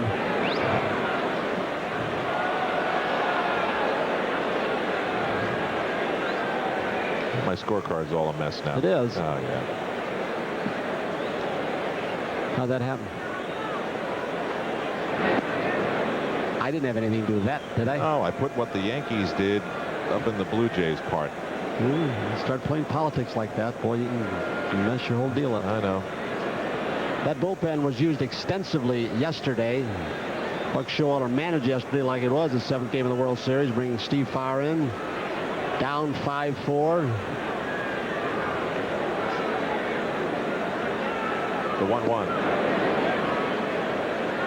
It was for Buck to try and stop the bleeding when they got the early lead, and then he couldn't shut the Blue Jays down.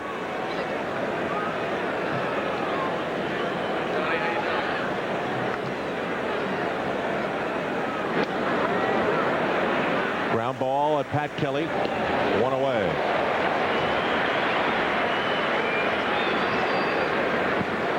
So 1 out at the top of the 4th inning. We are thrilled to have a native New Yorker, a man from Long Island, not Steve Howe, but Jerry Seinfeld in the booth. Jerry, welcome to our broadcast. Game we've got going here. Al, let's go. It's all his. You ready? Yeah, you probably fantasized about doing this. Go ahead, Jerry. What'd you say? It's all yours. We're leaving. Take over? All right. It's too bad there's nothing funny about baseball. Oh, just give me a chance. Good seeing you. And I notice a lot of baseball announcers like to stand up and walk around. I see McCarver doing that. And why Jim Cott does? Yeah. Well, what is that for? Does that give them energy, performance energy? Those are the younger guys. Really? Yep. You're allowed. You're a Yankee fan, obviously, with that hat there. Oh, yeah. Well, how do you think I got the hat? They won't sell it to just anybody. 2-0 to Ed Sprague. Out. Oh, he fell down on that play. That's got to hurt. See, he hurt himself. I mean, catchers take enough beating behind home plate, let alone to have it happen at the bat, huh? Oh, well, he hit himself with the ball. He must be a younger player. He is rather young. How old is he? Well, let's check. About 30. They have books here. They have books that you could buy Sprague's at an like amusement stand. Sprague's like 24, I think. He was born in 1967, Jerry. You figure it out.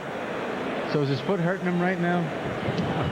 Not as much as the cat calls from the visiting dugout. That's another thing that amazes me, that they could hear. They could what, they're at the plate, you could yell at them from the dugout and they hear you? You know, bench jockeying's almost a lost art now. They're not doing as much. Paul O'Neill grabs it. Tony always gives you the straight answer. No, I can't. Oh, please. Don't get me started. You can be our mediator up here, if you will. Look at these guys. They actually keep score like real announcers. Yeah, I might have sensed that there's a Seinfeld episode happening here at the stadium. Well, we did one where Kramer got hit in the head with a ball at Yankee Stadium. A thrown ball or a batted ball? A foul ball, yeah. He's he was okay. Trying to catch it. Well, you tell me. Have you seen the show? Not yet. Not yet.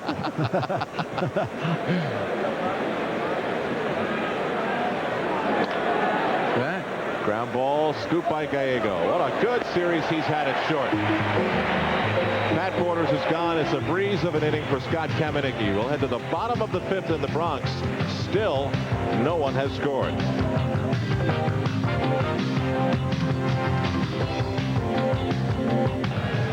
New York Yankees baseball is brought to you in part by the Subaru Impreza. See your local Subaru dealer and find out why it's not just another new car. Subaru. What to drive? What the hell? I just found out why the games are so long. You've been doing the billboards. Jerry Seinfeld with us as we move to the bottom of the 5th inning. You've never sat in on a baseball broadcast before? No, I've never done the play-by-play. Want me to give it a shot? Go ahead. All right, here comes another guy up to bat. Bernie Williams, to be more specific. Well, what's the difference? Here's another guy trying to get a hit. There have been just 4 so far. Stewart and Kamenicki have been terrific. Really? That is not a strike. Is it just that you heard that the stadium was filling up that you decided to make an appearance? Yeah. I like big crowds. A lot of people wearing white tonight in the stands, by the way. So you got to set the scene when you do play-by-play. Bernie Williams, a ground ball right behind the bag is Olerud. And both Stewart and Kamenicki continue to pitch extremely well. The Yankees have only one hit off of Dave Stewart. But Williams touches the bag as he goes by it anyway, just to see what it would feel like to get a hit. This may work. Okay. Mike Stanley hitting .324. And here comes another pitch from the pitcher. And the pitch is being thrown, and it has been thrown, and it's a strike. Jerry, you were a Met fan growing up, were you not? Yes, I was. I am. I'm a New York baseball fan, though. I love any cap with an NY on it. All right, second pitch in this series of pitches to this batter. Jerry, you've been fired. You're finished. That ball is a little close to the guy, so he leaned back. 1-1 to Mike Stanley. If you need to know who it is, like you're going to meet this guy. Oh, Mike is a great guy. Yeah. But he's quieted down a bit. This is one of the hottest Yankees in the month of July, and he's 5 for his last 27. That ball is hit in the air. Coming on is Joe Carter. And caught by another guy. 2 outs.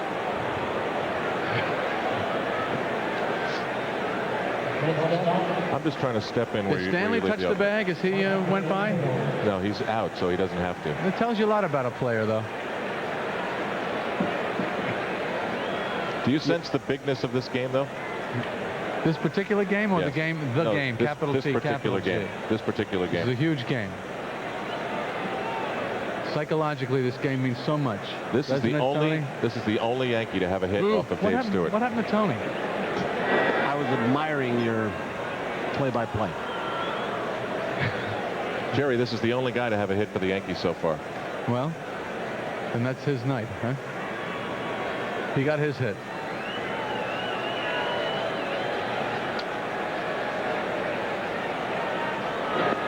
Mike Stanley, shorter than the average baseball player. This is Mike Gallego. Oh, Mike Gallego, also shorter. Shows you a short guy could still be a good guy. He's got the only hit tonight for the Yankees. I just said that. Otherwise, we got a no-hitter going. No no-hitter tonight.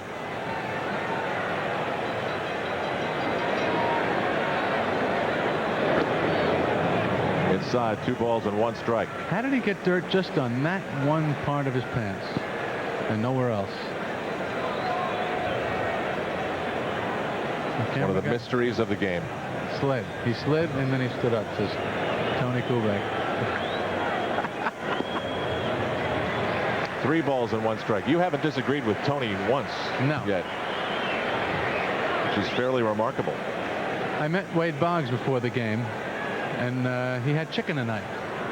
He has chicken every night. Yeah. Hey, that ball is hit. It's deep. It's going. It is out of here. Mike Gallego with a home run, and the Yankees lead it.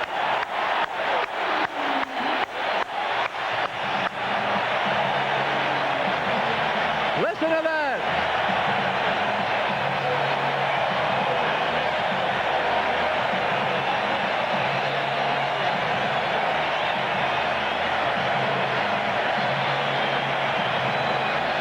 You can now retire from play-by-play, having called one of the bigger home runs to happen around here in a long time.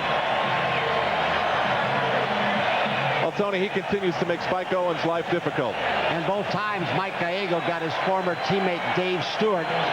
They played on World Championships together. Both times he got him in the hole, ahead in the count. Both times he came up with base hits, this time for a run. Mike Gallego's 6th home run of the season, and finally some big-time noise from this crowd of close to 50,000. Ricky Henderson gets to the wall but runs out of room. Shades of Bucky Dent. Well, a little bit. They were both home runs, yes. Yeah, and they were both shorter than the average baseball player. You stayed with the call, though, I thought. Very nice. Thank you. 2-0 to Pat Kelly. Exciting. 2-1. First run of the game. And the way these two guys are pitching,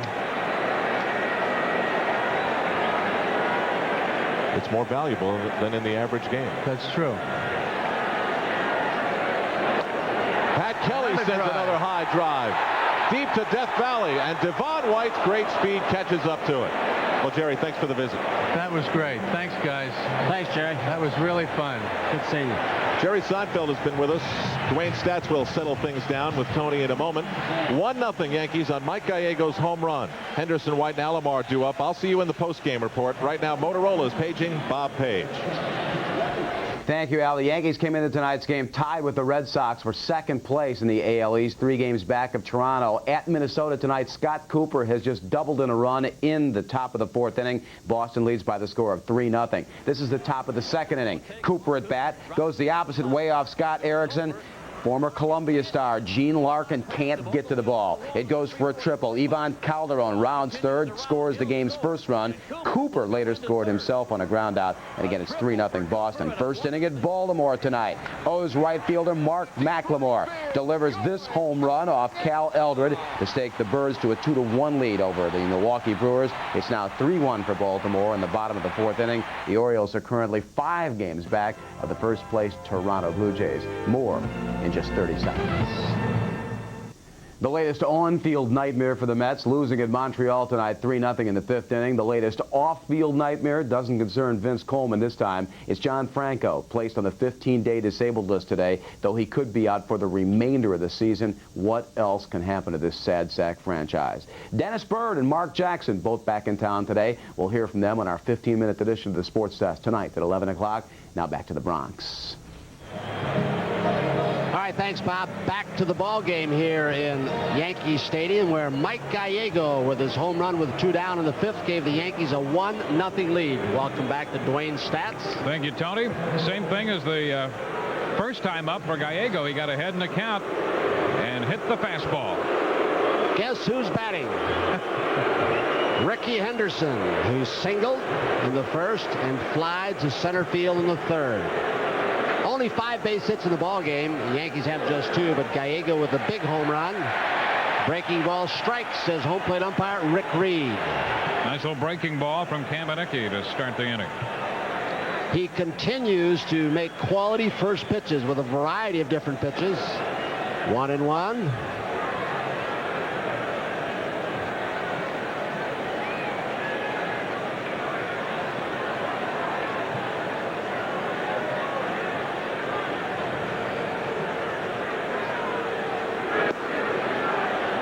Two balls and a strike to Ricky Henderson, who came into the ball game hitting at .326 with 17 home runs and 47 runs batted in.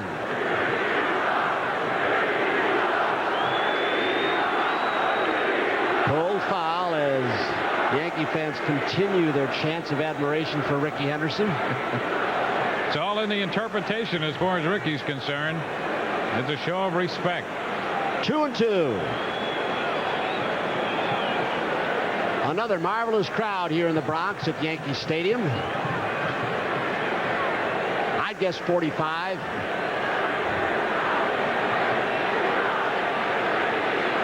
Scott Kamenicki has been terrific. He has spent almost 2 months being that. And especially here. He's 5-0 in 7 starts and 5 relief appearances at Yankee Stadium this year.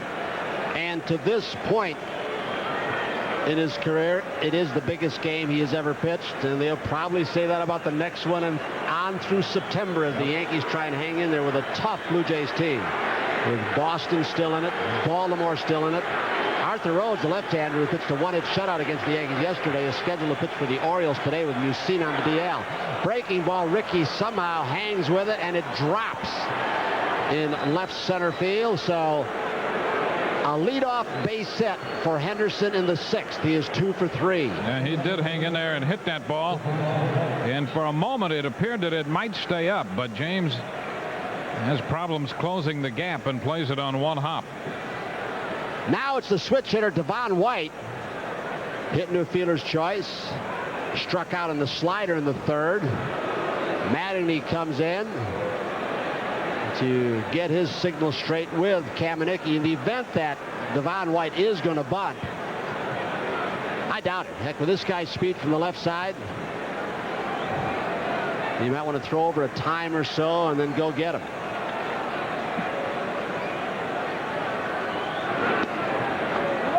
Ball 1 to White. I tell you, it's so tough. You hear your team scores a run. You want to go out and shut down the opposition against this club. That's a difficult assignment when you look top to bottom, the speed and the power balance this lineup has. Ricky Henderson has had one look at Scott Kamenicki's delivery. He's trying to time it. Snap throw, not in time. Well, the Yankees had a 3-0 lead after 3 yesterday. In the fourth, Hutton allowed 2 runs on 3 base hits.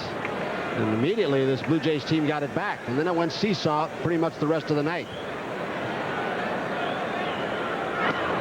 2-0 with Kamenicki going to a slide step and perhaps thinking of that man on first base. The all-time stolen base leader. We were in Oakland when Ricky Henderson broke Lou Brock's record, the all-time steal leader for this country. He broke a couple months ago, I guess, the all-time leader in the world, Japanese ball player. 2-0 to Devon White. He has a string of 24 consecutive steals against the Yankees. 2-1.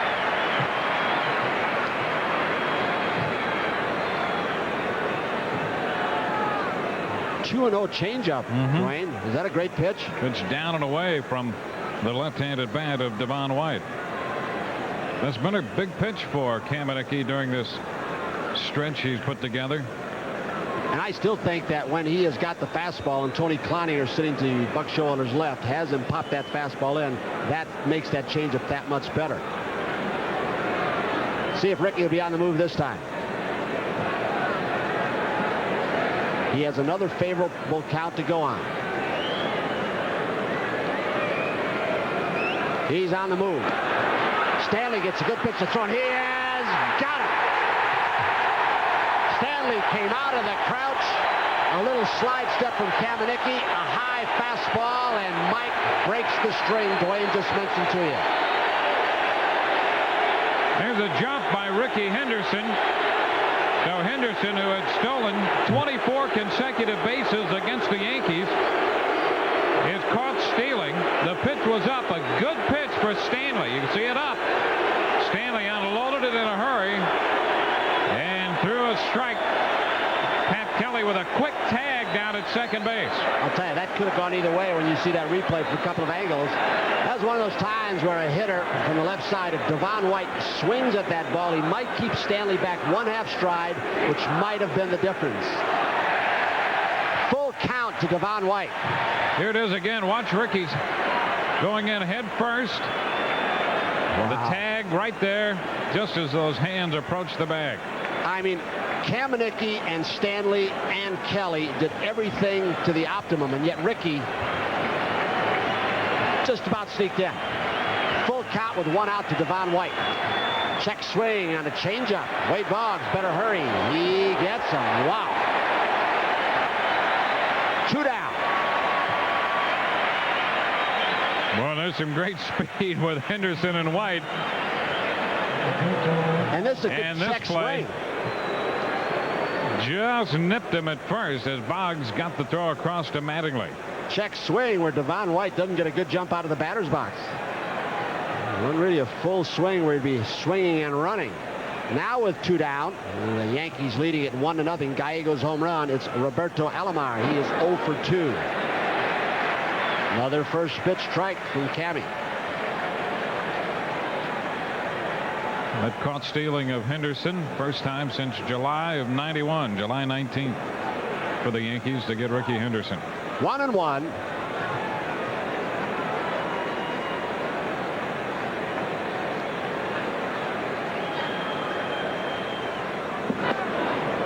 Curveball misses. 2 balls and a strike.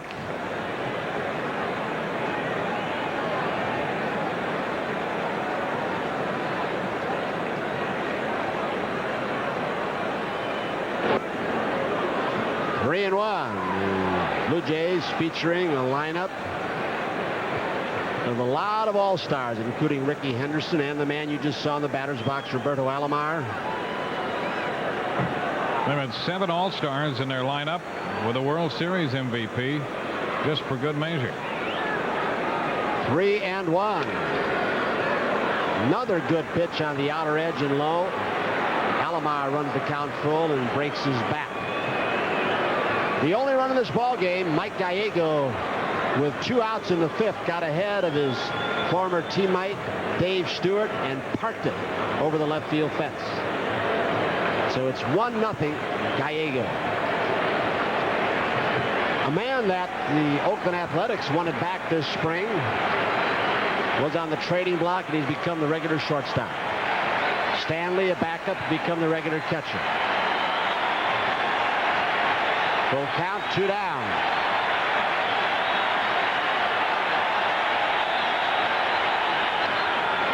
Another changeup. Gallego, a tough hop. He didn't get it. Very, very close. And boy, you can see what the game means as Buck Showalter pops out. The emotion of Gallego, Mattingly, Kamenicki, McClellan will get a little heat from Buck Showalter. Here's the scoop by Gallego as he charges and gets rid of the ball. Alomar goes in head first, which generally slows you down. And another close play. Boy, we've had 3 of them, starting with a caught stealing. Here's another angle. Yankees thought they had him as Alomar went diving into first, and Tim McClellan with the safe call. See, Don Mattingly can feel the ball hit his glove, and he can hear Alomar thumping on the bag, and he knew there was an imperceptible difference. The ball hit his glove before the hand hit the bag. But a base stealer's on now for the Toronto Blue Jays in Roberto Alomar. You can say that about 5 or 6 of these Blue Jay players. A base stealer's on. Joe Carter, one of the top RBI men in both leagues. He's had 100 runs batted in the National League and the American League. Alomar's been getting caught stealing more this year. He's in the top 5 in caught stealing in the American League. But perfect running against the Yankees, 4 out of 4. Breaking ball strike from Kamenicki.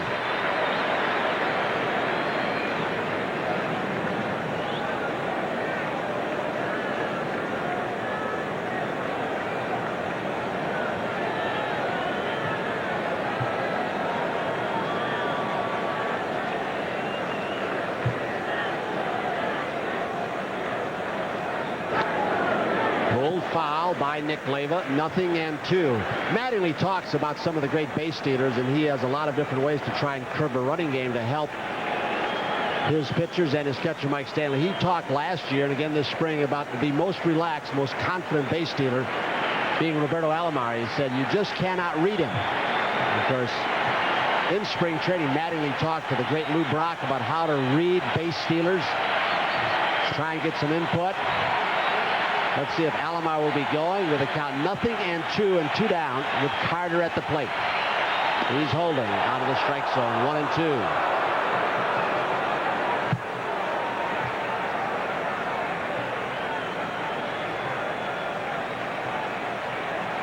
This is the kind of lineup that wears you down, not just with the bats they throw at you in the batter's box, but with their running game that tries to divert your attention. Alomar's at first. Very short lead.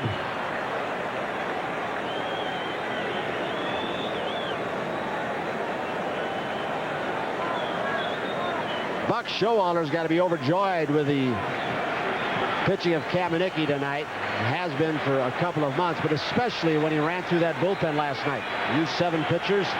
Used everybody except Monteleone. Hooked foul again. 1-2. Remember, when you're having good times with good friends, drink responsibly, because friends know when to say when. A reminder from your friends at Budweiser. Showalter trying to read any telltale sign that Alomar might be on the move. And his eyes are going back from Alomar to Stanley. He's looking in to see if they want to slide step, a pitch out, or a throw over. Another terrific pitch from Kamenicki as Carter weakly flies to Wade Boggs at third. They strand Alomar, the fourth base runner the Blue Jays have stranded. We'll go to the bottom of the sixth. 1-0 the Yankees. New York Yankees baseball is brought to you in part by Exxon Supreme Gasoline. For high performance, rely on the Tiger. Dave Stewart would like to get one pitch back. The one he threw to Mike Gallego that he jolted over the left field fence. 1-0 with Wade Boggs in the bottom of the sixth. Wade is grounded out and flied to left. Ball one from Dave Stewart.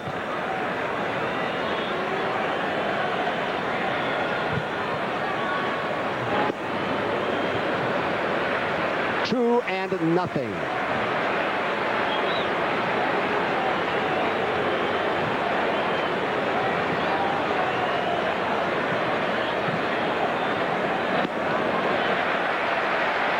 To Boggs. Wade's base on balls pace this season. Of course, it was similar last year when he had an off year.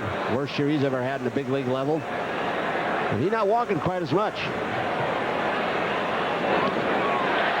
Ball four. So Boggs is on for Dion James. That's his 46th walk. Just looking at Stewart here, up until he went 3-1 with Gallego, he'd had only two other three-ball counts all night. 3-1, and Gallego hit the home run in the fifth inning, and now a walk on 4 pitches to Boggs to open the sixth.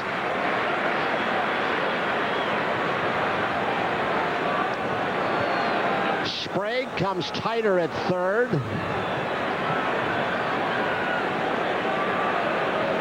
Dion is grounded out and struck out on a fork ball. He was the 4th strikeout victim of Dave Stewart in the third. 4 consecutive balls from Stewart. Defensively, they're about straight up for Dion James. A standard defense in this ballpark with the big alleys in right and left center field is to try and bunch it. You give the doubles down the line, and you try and protect against the triple in the gaps. With this defense for the Blue Jays, you could almost put Ricky Henderson and Joe Carter right on the foul lines and let Devon White take care of the rest. It reminds you of Gary Maddox a little bit. Oh, man. The Phillies.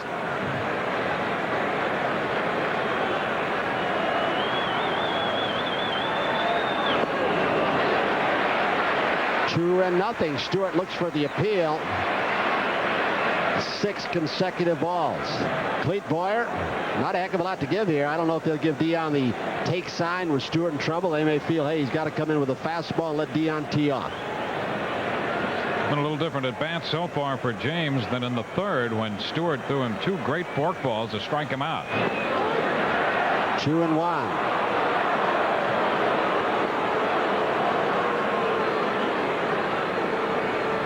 Stewart still refusing to give in, even though he was down 2-0. Did not want to give a pullable pitch to James where he could shoot it to the right side with Olerud holding Boggs on base. A little low. 3 balls and a strike.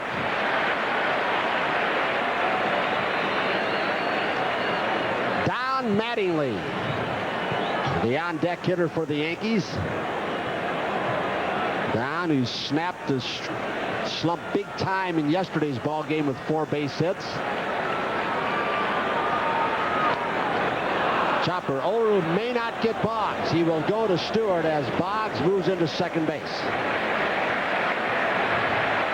Boggs had bluffed a little start and then stopped. And I'm not sure if Olerud realized that. And Olerud took the shore out at first base on this little tap. At that point, he may have still had a play on Boggs, but I don't think Olerud realized that he had hesitated. And unlike some first basemen, many times the guys put it first because he has a poor throwing arm. Olerud has a terrific arm. He was signed as a pitcher first baseman. His first instructional league with the Toronto Blue Jays. He went down there and pitched and DH'd the days he didn't. That's when Al Widmar was the pitching coach and not Galen Cisco who's in your picture.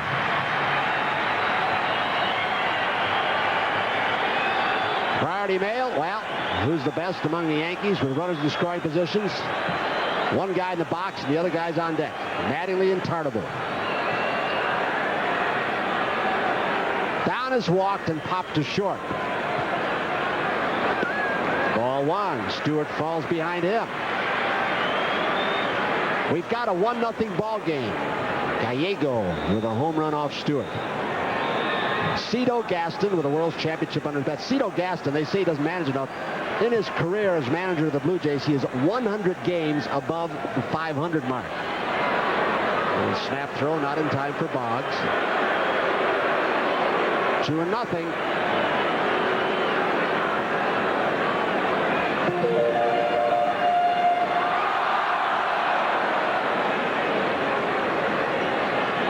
I don't know if there's a tougher team to coach third base for than the Yankees. Clete Moyer really has got to be, he's got to make some split-second decisions. Every coach does, but when you lack running speed, you get burned a lot. Ricky's going to be right there. Hit on the nose by Mattingly. 2-0 pitch. Stewart again stayed away from Mattingly's power. It's a semi-line drive to Henderson and left. There are 2 down. Mattingly up in the count, hit the ball hard. And Stewart away from him on a line out to Ricky Henderson. He's made 2 veteran pitches to both James and Mattingly. 2-0 both times, and Stewart knows this ballpark. He still shot the outside corner to prevent them from pulling it and getting in the air the short porch and right. Now it's Tartabull. See if Stewart goes after him or tries to pitch around him. This is a forkball that bounces. He's got O'Neill in the on-deck circle, but it still could be a preference that Stewart may prefer. Trying to get Danny to swing at a bad pitch and then go after Paul O'Neill, who's on deck. Well, Tartabull has some great career numbers against Stewart coming into this game. Over 400, including 5 home runs. You can bet that Dave Stewart reads those numbers also. He's behind Tartabull as he has been for the first 3 hitters. Another forkball, 1-1.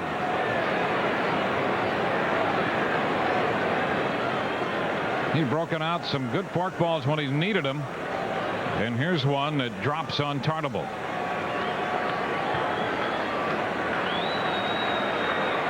One and one pitch to Danny. 2-1. Stewart knows where the big part of this ballpark is, and he keeps pitching away and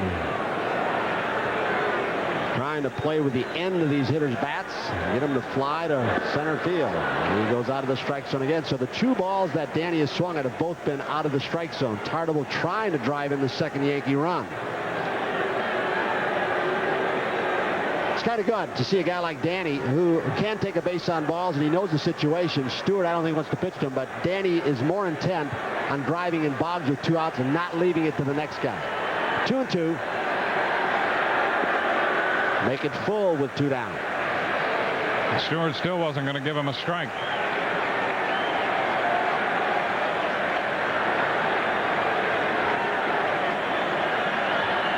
And might not even hear. Yeah, he might very well go forkball again on a 3-2 pitch with 2 down. Ball 4. He wanted no part of Danny. Did not throw him 1 strike. Now Paul O'Neill will step in with 2 on and 2 outs.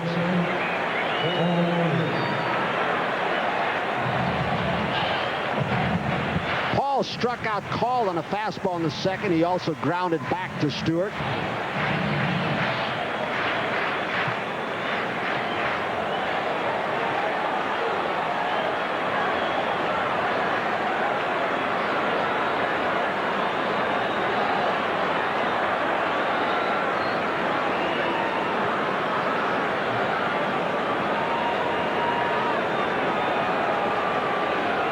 Yankees with just 2 base hits off Stewart. Gallegos home run 1. This ball is off the fist again.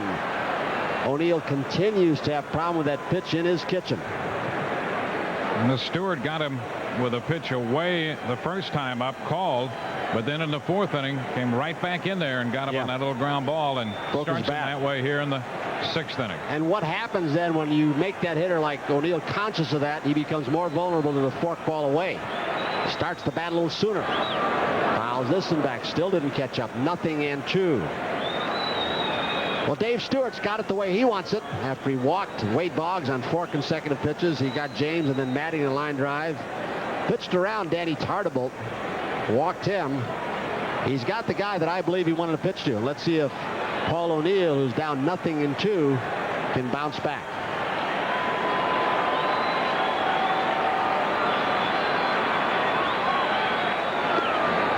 One and two.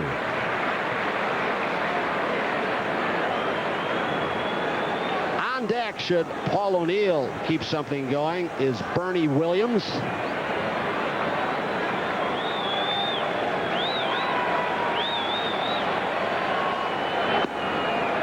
Two and two. He just keeps trying to overpower Paul O'Neill with hard stuff. Defensively for Paul, very deep in the outfield. Alomar plays him to pull at second. The middle of the diamond is wide open in the infield. And that's right where he hits it. Here comes Devil. He will not get it. Boyer will send Boggs. O'Neill with a terrific at bat against Dave Stewart. Finally got an off-speed pitch and got a base hit to drive in the second Yankee run. Nice job of hitting by Paul O'Neill. He's 2-2. That pitch down and away. O'Neill reaches out there and flips it into center field with that line drive falling in. Paul O'Neill, one of the most emotional players on this ball club. You watch him after a tough out that he's made, or as you just saw, the reaction on his base hit off a terrific forkball after 4 consecutive fastballs. Now Bernie Williams with 2 outs has 2 men on. There is a little stirring now in the Blue Jays bullpen. A strike. Bernie didn't like it. Woody Williams, he was in the ball game yesterday.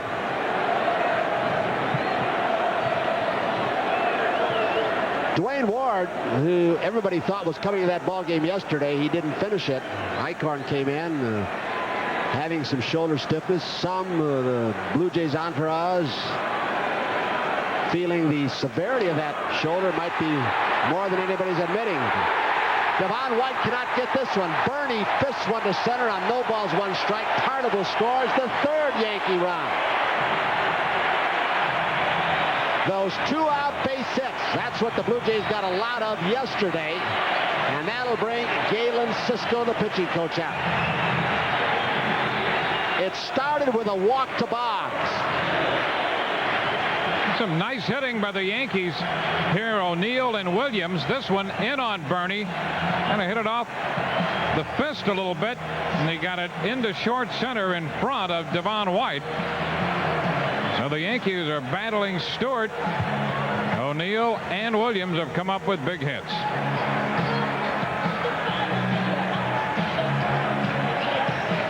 It's fun to win, isn't it, Danny? Spent last year here where this team struggled. Tartabull, who started his career with Seattle, a franchise that was in its expansion, its embryonic years, and then Kansas City. And what didn't win with him there, and he looks like he thinks he's got a chance. The Yankee team, a team that really shouldn't win the division this year, but they still could. They still could. Now it's Mike Stanley with 2 runs home and 2 still on. Did he get it? Deep. Devon White back to the track. He will get it. That guy is absolutely incredible. He chases down a ball that Stanley hit high in the air and times his leap perfectly. Stewart was on the ropes. He did give out a couple. 3-0 Yankee. What a catch to see on slow-mo.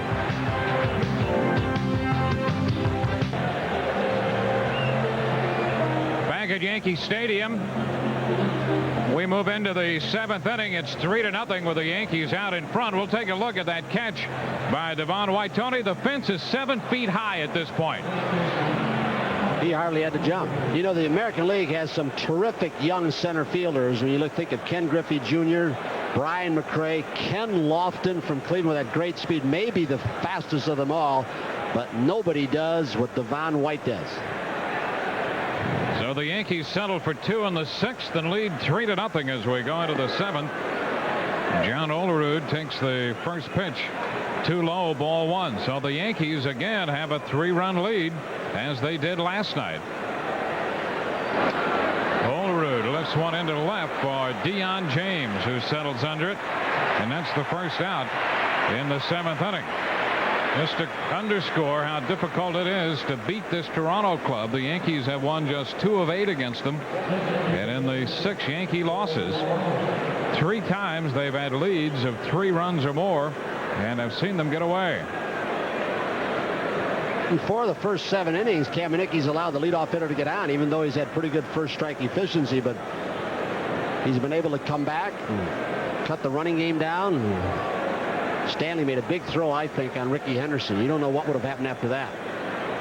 Paul Molitor is 0 of 2. And the breaking ball a little bit high, ball 1. Kamenicki has struck out 2, hasn't walked anybody tonight, in contrast to last night's game. A big chop, going to be a tough play. Kamenicki runs into Kelly, and that's going to be a base hit. The only chance was for Kamenicki to clear out and give Kelly a chance, but he ran right into him. Scott knew it, but just about the moment he was about to collide, and even though with Molitor's speed on that high hopper, I'm not sure even Kelly could have, but you're right, he would have been the only one to have had a chance. That's the 6th hit for Toronto. Here's another look. You can see where Paul Molitor was, is that ball bounded. So we've seen a lot of those hops. They're not all over home plate, off home plate. Some of them are coming on the hard pan right in front of the plate. Mattingly got a hit like that yesterday. Now Tony Fernandez. Upstairs. Fernandez 0 for 2. Kamenicki broke his bat in the 2nd inning. And it's a point in the ball game where Scott is going to have to be very conscious of not overthrowing like he just did that last curveball. You know, again, it's one of those times where harder is not necessarily better, as he'll lose some movement. Wow, Stanley's coming out. Stanley didn't think that was a strike, and I don't think, and he was coming out and it was called a strike. Well, Stanley may be reminding Kamenicki of just that point. Tony, Kamenicki sees the Yankees score 2 runs in the 6th inning. They lead 3-0. He might be pumped up a little more as he goes to the mound here in the 7th inning. May not have liked Kamenicki's release point. They've been dropping down a little bit. Things flattening out. This one misses, says Rick Reed. And the count is 2-1. 7th inning at Yankee Stadium. 1 on, 1 out for the Toronto Blue Jays.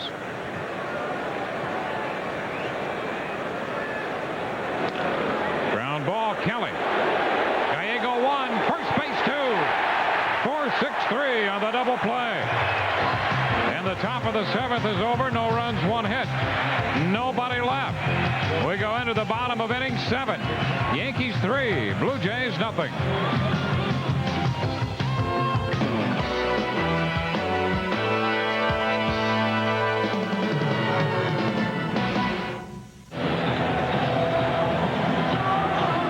Checking the Budweiser game recap, the Yankees broke the scoreless tie in the 5th on Mike Gallego's home run, added 2 in the 6th on a base hit by O'Neill and Bernie Williams single. So it's a 3-0 ball game as we move into the bottom of the 7th inning. Buck Showalter looking on as Mike Gallego, who is 2 for 2 tonight, leads off against his former teammate Dave Stewart. That home run for Gallego was his 6th of the year, and he's picked some pretty fair pitchers to go deep against. First pitch is high, ball 1. He had that 2 home run game against Finley out in California. You got Jack McDowell once, Kevin Apier once, Hansen of the Mariners once, and Stewart tonight. And lifts this one into not too deep left. Henderson is under it, and he's got it for the out. That's the first out here in the 7th, with the Yankees leading 3-0. Let's go to Sports Desk. Bob Page here, 6th inning at Baltimore. Center fielder Mike Devereaux picks on a low fastball, rips it to left for a solo homer.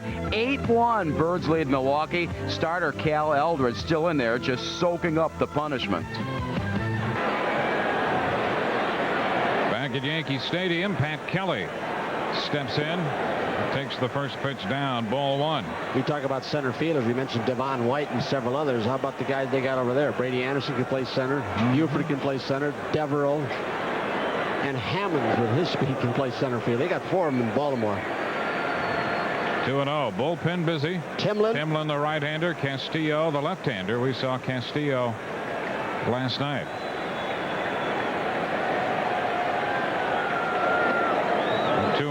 Ward is not available tonight. Might not be available tomorrow. The Yankees leading right now by 3. And a bunt by Pat Kelly. Sprague can't make the play. Base hit. Pat Kelly puts down the bunt. The 5th Yankee hit. Sprague's got one chance. And that is to field it bare hand, throw under, and make the perfect throw, and he just can't handle it. He may have read this. He started moving in when Pat's top hand stood up the bat. That's kind of a telltale sign, which you try and look for. Pat disguises it fairly well and deadens it terrifically. So a bunt single. Man at first with 1 out for the top of the batting order, Wade Boggs. Reached on a fielder's choice in the 3rd inning, and then with 2 outs and a couple strikes on Deion James, swiped second base.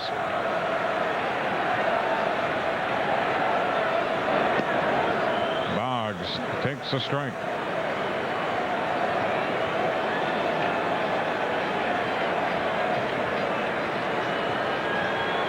The Yankees have dropped the first 2 games of the series to the Blue Jays. Trailed by 3 games in the East. Step off and a quick look over by Dave Stewart. And the kind of night, if all the scores in the Eastern Division teams hold up, everybody could gain on the Blue Jays tonight. And this one down and in. Wade got the back foot out of the way after checking his swing, and it counts 1-1. Yankees have been out hit by 1, 6-5, but have all 3 runs in this game.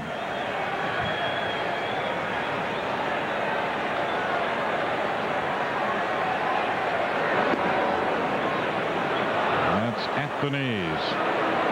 1-2. Rarely on a called first strike do you see Wade Boggs say anything to an umpire, but when the second strike is called, he will get out of the batter's box, which he doesn't really like to do once he's settled in, and have a few more words with the home plate umpire. He always talks about the critical count, the critical pitch. Is it 1-2 or is it going to be 2-1? Well, it's 1-2.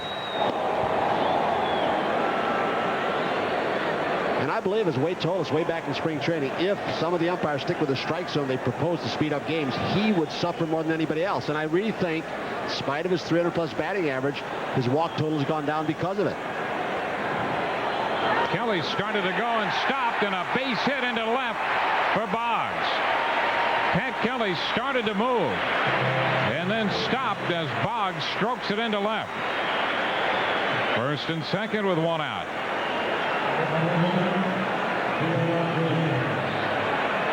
How many of those out and over the plate fastballs do you think Wade is last just like this over his career? A couple thousand? Boggs, who was all over the bases last night with 4 hits, is on for the 2nd time tonight.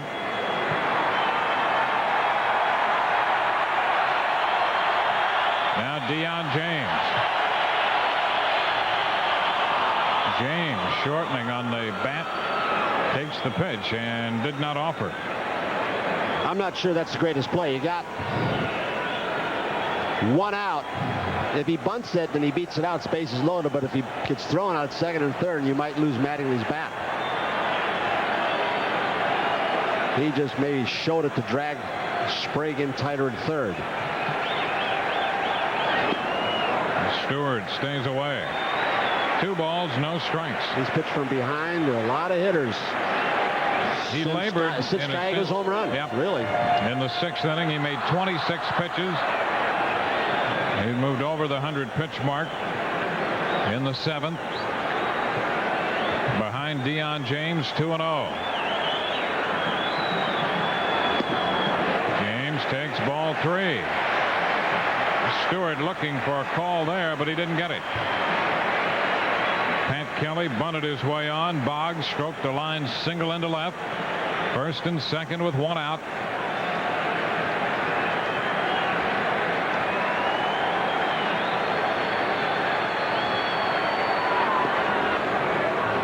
Taking, and that's in for a strike. 3-1. If Stewart loses Dion James, we could very well see a left-handed pitcher come in to face Mattingly.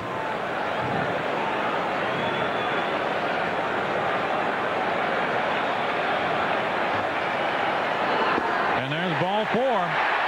The 4th walk of the night issued by Stewart, and 3 have come in the last 2 innings. That loads the bases, and it brings Cito Gaston up out of the dugout and headed toward the mound. Stewart walked Mattingly in the 1st and then didn't walk anybody until the 6th inning walk to Boggs to open the frame. Did you read Cito's lips when he went to Pat Borders? Was that 1 pitch strike, the 2-0 pitch that Stewart stood at the mound and glared in at the home plate umpire? So that's it for Dave Stewart. Stewart leaves with the bases loaded and 1 out. 3-0 Yankees, and we'll be back with the new Blue Jay pitcher in a moment. Leaf break board. Yankees have loaded the bases here in the 7th inning. They've done it with 1 out. Dion James is being lifted for pinch runner as Tony Castillo is the new pitcher. Castillo on for a 3rd of an inning last night. Faced 2 hitters. And Randy Velarde will take over at first to run for Dion James. Bases are loaded for Don Mattingly. And Castillo not the kind of pitcher that has that real great sharp breaking ball that might give a good left-handed hitter like Don Mattingly trouble. Not overpowering with the fastball. He's got to rely on control. Mattingly hitting .313, and this crowd is into this moment. Ball 1. Mattingly walked in the 1st.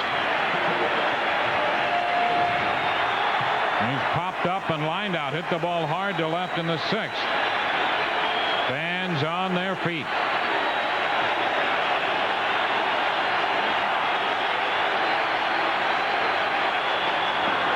Ball 2. Castillo entered the game last night. Got a pinch hitter, Jim Larritz, and then Mattingly came up with a base hit to drive in a run against him.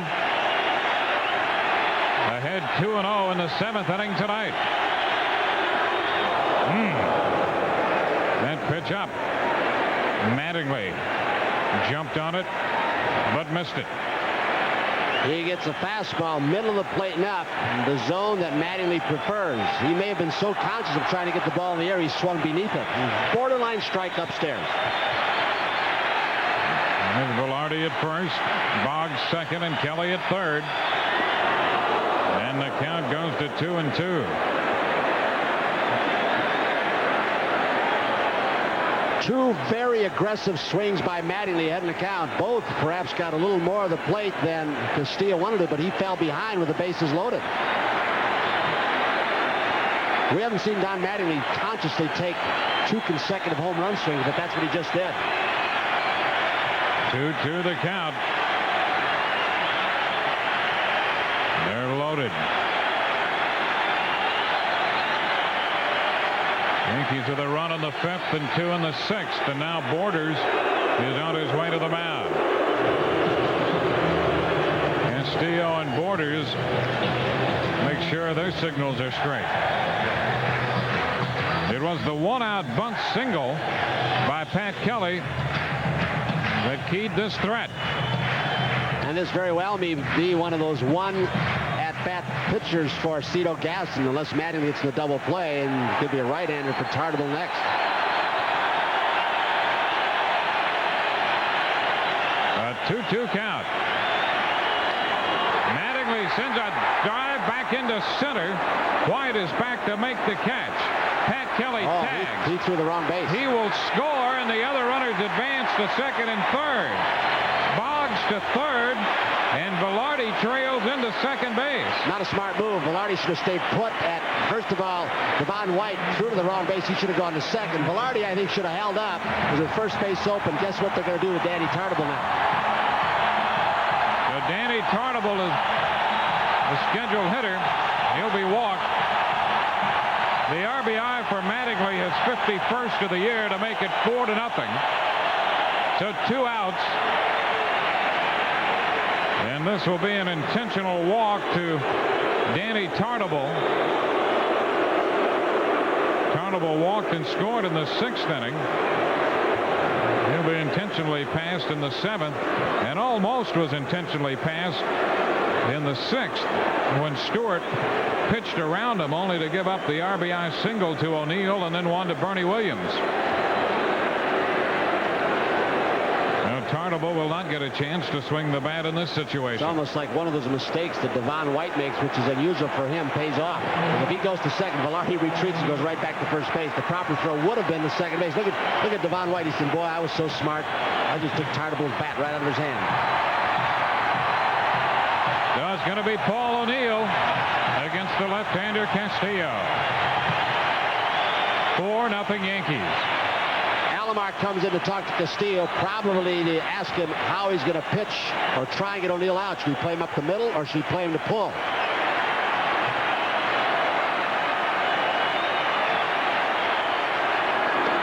O'Neill takes a pitch inside. Paul had a good at-bat in the 6th inning against Stewart and hit a forkball down and away into center field to drive in a run. Facing the left-hander now with the bases loaded. And a bouncer foul. You know, with Paul O'Neill, the right-handers have been busting him inside and have had some success tying him up. But for a left-hander, it's a little different. If you keep pitching Paul inside, he gives a little bit to left-handed pitchers, and that can be his meat pitch that he really drives.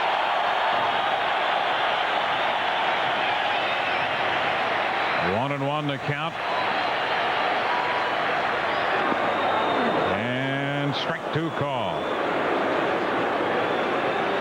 Bases are loaded. That's Boggs at third.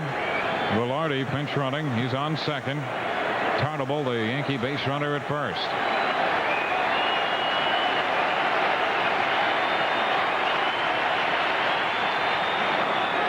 And O'Neill fights it off to stay alive.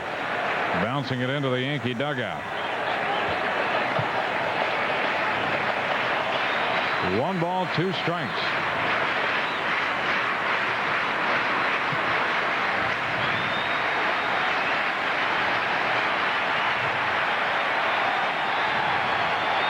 Crowd of well over 40,000 tonight. The 1-2 again. And O'Neill, base hit to center. Boggs scores. Velarde scores. Throws to third. The Yankees score 2 more to make it 6-0.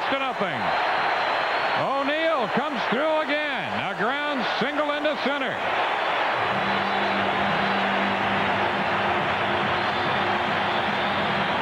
O'Neill, who did it against Stewart in the 6th, does it against the left-hander here in the 7th. When Buck Showalter puts his lineup together, he very methodically tries to figure out which hitter's going to protect the one preceding him. That's what O'Neill has done tonight, twice. One intentional walk and the other, as you said, near intentional Tartabull, and both times Paul O'Neill protecting Danny has made the Blue Jays pay. It's 6-0.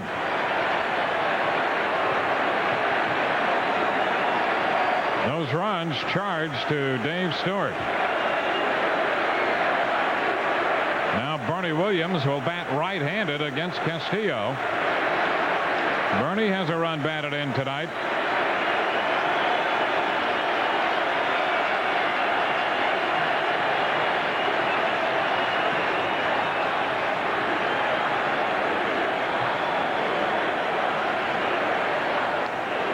A 6-0 ball game.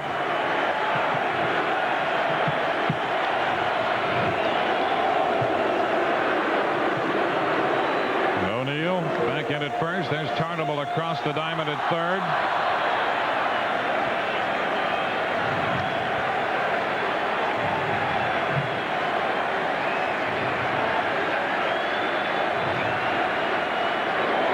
Ground ball, shortstop. Fernandez goes to second for the force to retire the side, but the Yankees have a big inning. They score 3 in the 7th, and as we head into the 8th, the Yankees have built a 6-0 lead. A 6-0 lead as this game moves into the 8th inning. The Yankees will wrap up this series tomorrow afternoon and then head into Minnesota. A reminder, the next trip you take, to take your American Express card. Don't leave home without it. Yankees will be on the road, Minnesota and Boston, before coming back to Yankee Stadium. Paul O'Neill taking his position in right field. Got a nice reception out there from the fans after driving in 2 runs in the 7th. He has 3 runs batted in for the night. Ed Sprague opens the 8th inning and lifts a popper on the right side for Pat Kelly, who makes the grab. 1 pitch, 1 out for Kamenicki here in the 8th inning.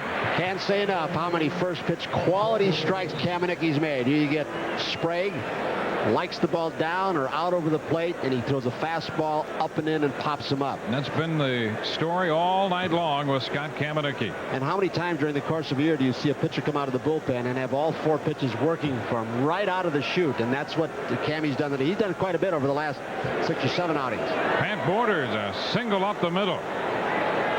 So Borders jumped on the first pitch, and that's 7 hits given up by Kamenicki, but he hasn't walked anybody tonight to go with a couple strikeouts. And now Ricky Henderson has just been announced. Randy Velarde's playing left field now for the Yankees. Pinch running for Deion James in the Yankees 7th. So Velarde's out there in left. Henderson 2 for 3 tonight.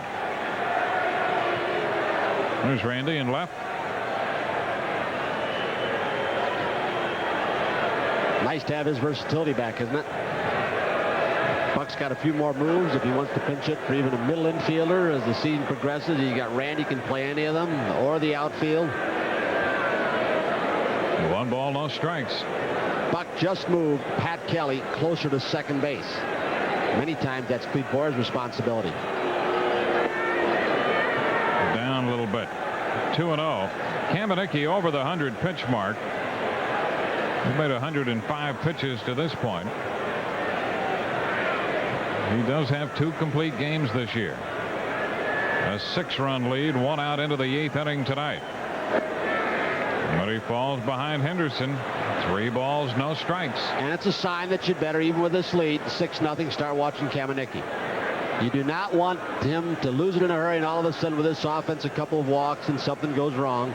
Sure, there's a reluctance to go to his bullpen. So many leads have been blown since April. Late in the ball game. And Kamenicki issues the walk to Henderson. And that's going to set up Mint at first and second with 1 out, and bring Buck Showalter out along too. with Look at Gene this. Monahan. Wow, what a blow this would be. Gene Monahan to take a look at Scott Kamenicki. And they'll be joined by the plate umpire Rick Reed, who will oversee this discussion. So Gene Monahan, the Yankee trainer, out. There was nothing noticeable to Sprague that I saw. He threw a first pitch fastball that got in and popped him up. Borders got the single. I don't know if Scott tried to get that ball up the middle, if something happened then. See no indication of what it is. Do you at this point, Dwayne? The only thing I saw, the back maybe just after Gene came out, And there was just a little stretching, a little rocking motion by Kamenicki. So how about that ball went up the middle at Borderset? Did he make a funny move trying to get it? I don't know for certain. It's just speculation. He's gone. Yep, that's going to be it for Scott Kamenicki. He leaves after 7 1/3 innings. He'll depart with a couple men on base. And Rich Monteleone, who somehow missed getting into last night's game when the Yankees used 7 pitchers. Monteleone will be the new pitcher, and Scott Kamenicki departs. Another great job from Scott Kamenicki, who has given the Yankees starting rotation such a big lift for the last month and gives them 7 1/3 innings tonight. It's one of those. A 6-0 lead. It's one of those where, you know, hopefully for Kamenicki and the Yankees, it's better safe than sorry, where it's just a little something that they're trying to protect. You think his words to Monteleone, some of them are, and let's just throw strikes. We got a big lead. Make them hit their way on after yesterday. So the Yankees make a pitching change. Monteleone for Kamenicki. Back in a moment.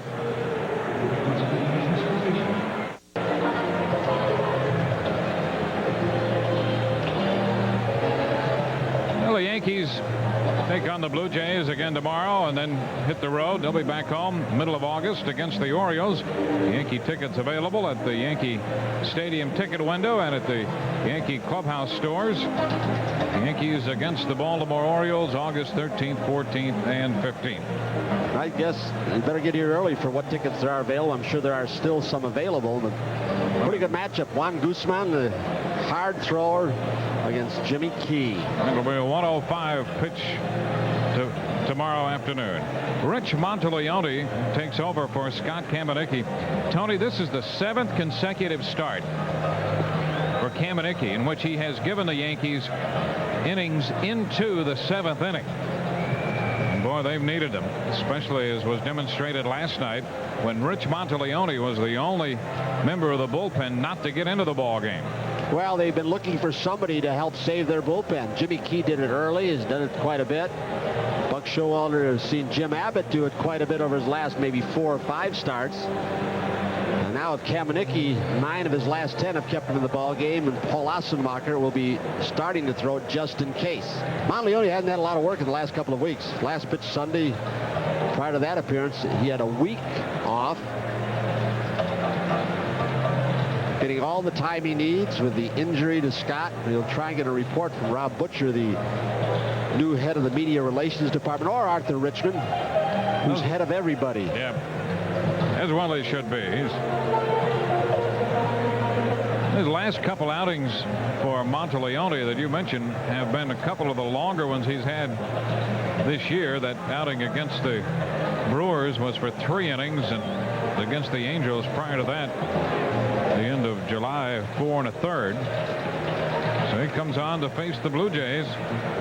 Matter of fact, he was extended against the Blue Jays up in Toronto for 4 1/3 innings back in June, and one of those outings. Buck Showalter's been very careful not to abuse his bullpen.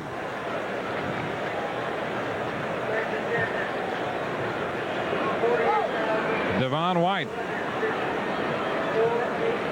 White, nothing out of 3, so Monteleone is all set.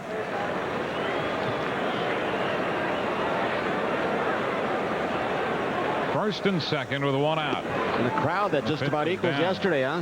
Yeah, 48. A little better than 48. It's going to be a little bigger than last night. 48,250.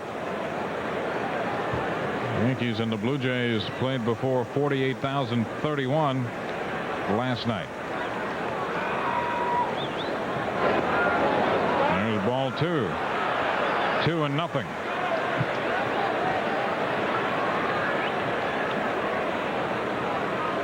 Well, the Yankees with a 6-0 lead. 1 out in the 8th with 2 men on base. And they're going to have to wade through the middle part of this Toronto lineup. Anyway, this one shakes out. So many times this year, Buck Showalter has not had peace of mind. Foul ball back. Well, the Yankees 9 times this year have lost a game in which they've led by 3 or more runs. That West Coast trip when they went 2-8 and still picked up a game on the Blue Jays was an indication. They were ahead in almost all those games and kept finding ways to lose them. A 2-1 count.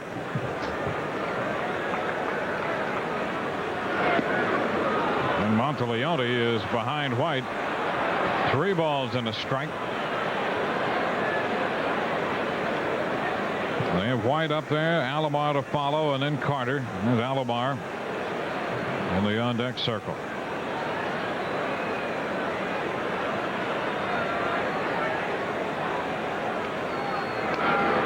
And it's going to be out of play to run the count all the way to 3-2.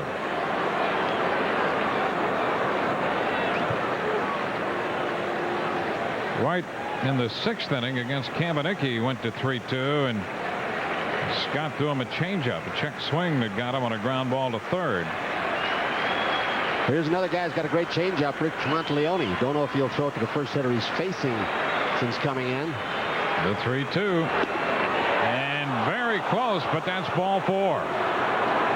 2 walks given up by Yankee pitching tonight, and they both come in the 8th inning following the Pat Borders single. So the bases are loaded with 1 out. And the number 3 hitter, Roberto Alomar, will step in.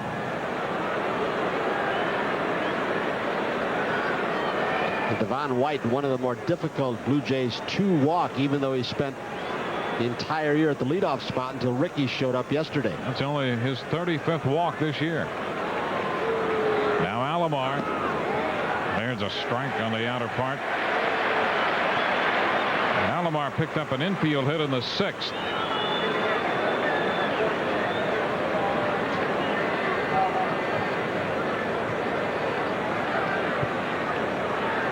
The count. It's going to be out of play down the left side. So Monteleone is in front of Alomar. Yankee bullpen busy. Kamenicki 7 1/3. Monteleone facing his 2nd hitter. Paul Ossenmacher, the left-hander, is throwing in the Yankee bullpen, and he's been joined by Steve Farr, the right-hander.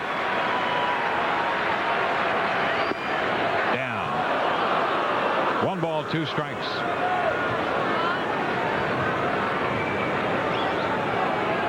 Borders, the runner at 3rd. Henderson's and White. There's the Yankee bullpen. Farr has joined Ossenmacher. Surprisingly, Alomar's gone into 10 double plays. Not this and time. a liner into center, going to fall for a base hit. Borders will score. Here comes Henderson in to score. It's 6-2. Bernie went toward 3rd with his throw. White stopping at 2nd as Alomar drives in 2 runs to cut the Yankee lead to 4.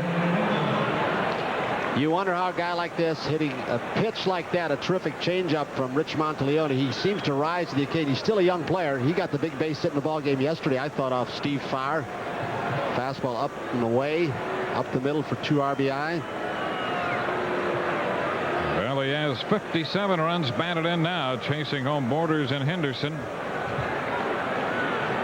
Still just 1 out, and here's Joe Carter. Strike 1. There's one thing you know for sure against this Toronto club, and regardless of the lead you might have, it's not going to be easy. Not with the kind of lineup the Blue Jays put out there on the GMC truck batting leaderboard. Olerud and Carter among the leaders. Carter up there now with Olerud on deck. Fly ball center field. Bernie Williams is there to make the catch. White tags and will advance to 3rd, and down to 2nd base goes Alomar. Bernie just lobbed the ball in. Alomar tagged up, took off, wanted to see what kind of throw Bernie made, and when he saw he just lobbed the ball in, Alomar kept on going. He glides, he doesn't get in position. Alomar sees this, and then he just lobs it in. And Alomar takes advantage and takes a base on it. Going to see Ossenmacher now, I believe. John Olerud is due, and Buck Showalter on his way to the mound has already made the call to the bullpen. So Monteleone faced 3 hitters. He'll get credit for a third of an inning. And with John Olerud carrying that .396 average to the plate, the Yankees want the left-hander, Paul Assenmacher. The third consecutive night, Assenmacher's come on to face Olerud. And that's the word on Assenmacher with that rubber arm out there, and here he comes again. We'll be back in a moment. Blues Music Festival 93 live at the Paramount. B.B. King, Buddy Guy, the Alligator All-Stars, and very special guest Eric Johnson. That'll be Tuesday, the 10th of August at 7:30. Tickets available at the Garden Box Office and through Ticketmaster. Well, it's not a blue moon yet. Paul Assenmacher hoping to put an end to the top of the 8th. 6-2 with the Yankees leading. He has a big assignment. John Olerud with 2 men on and 2 men out.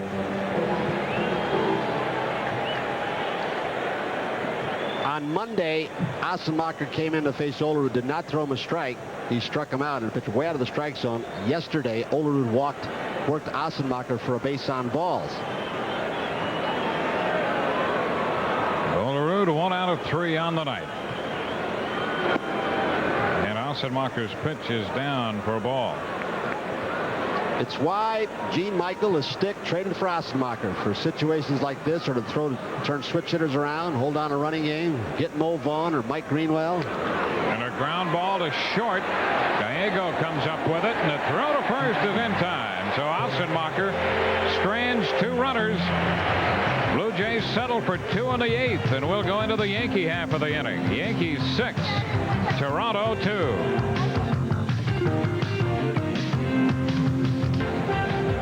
New York Yankees baseball on MSG is brought to you in part by Gillette Sensor and the new Gillette Series. Gillette, the best a man can get.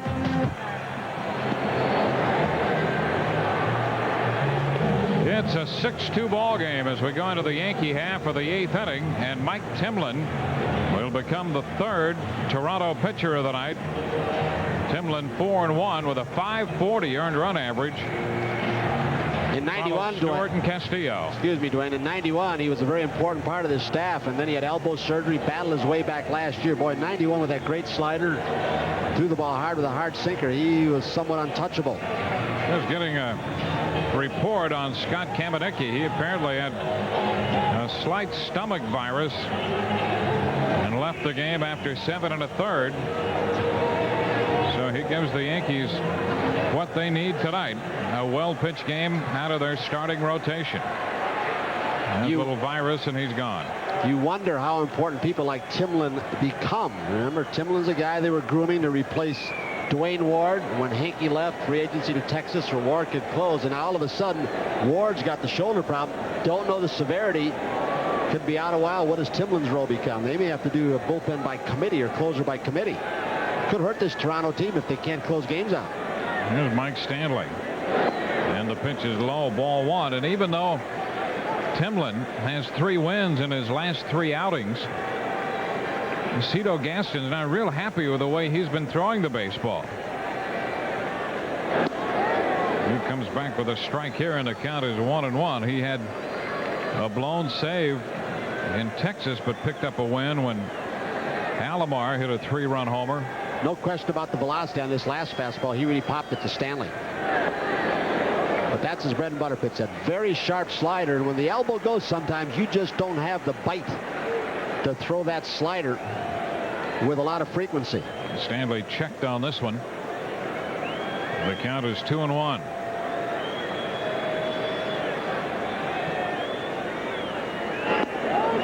And a strike call to take it to 2-2.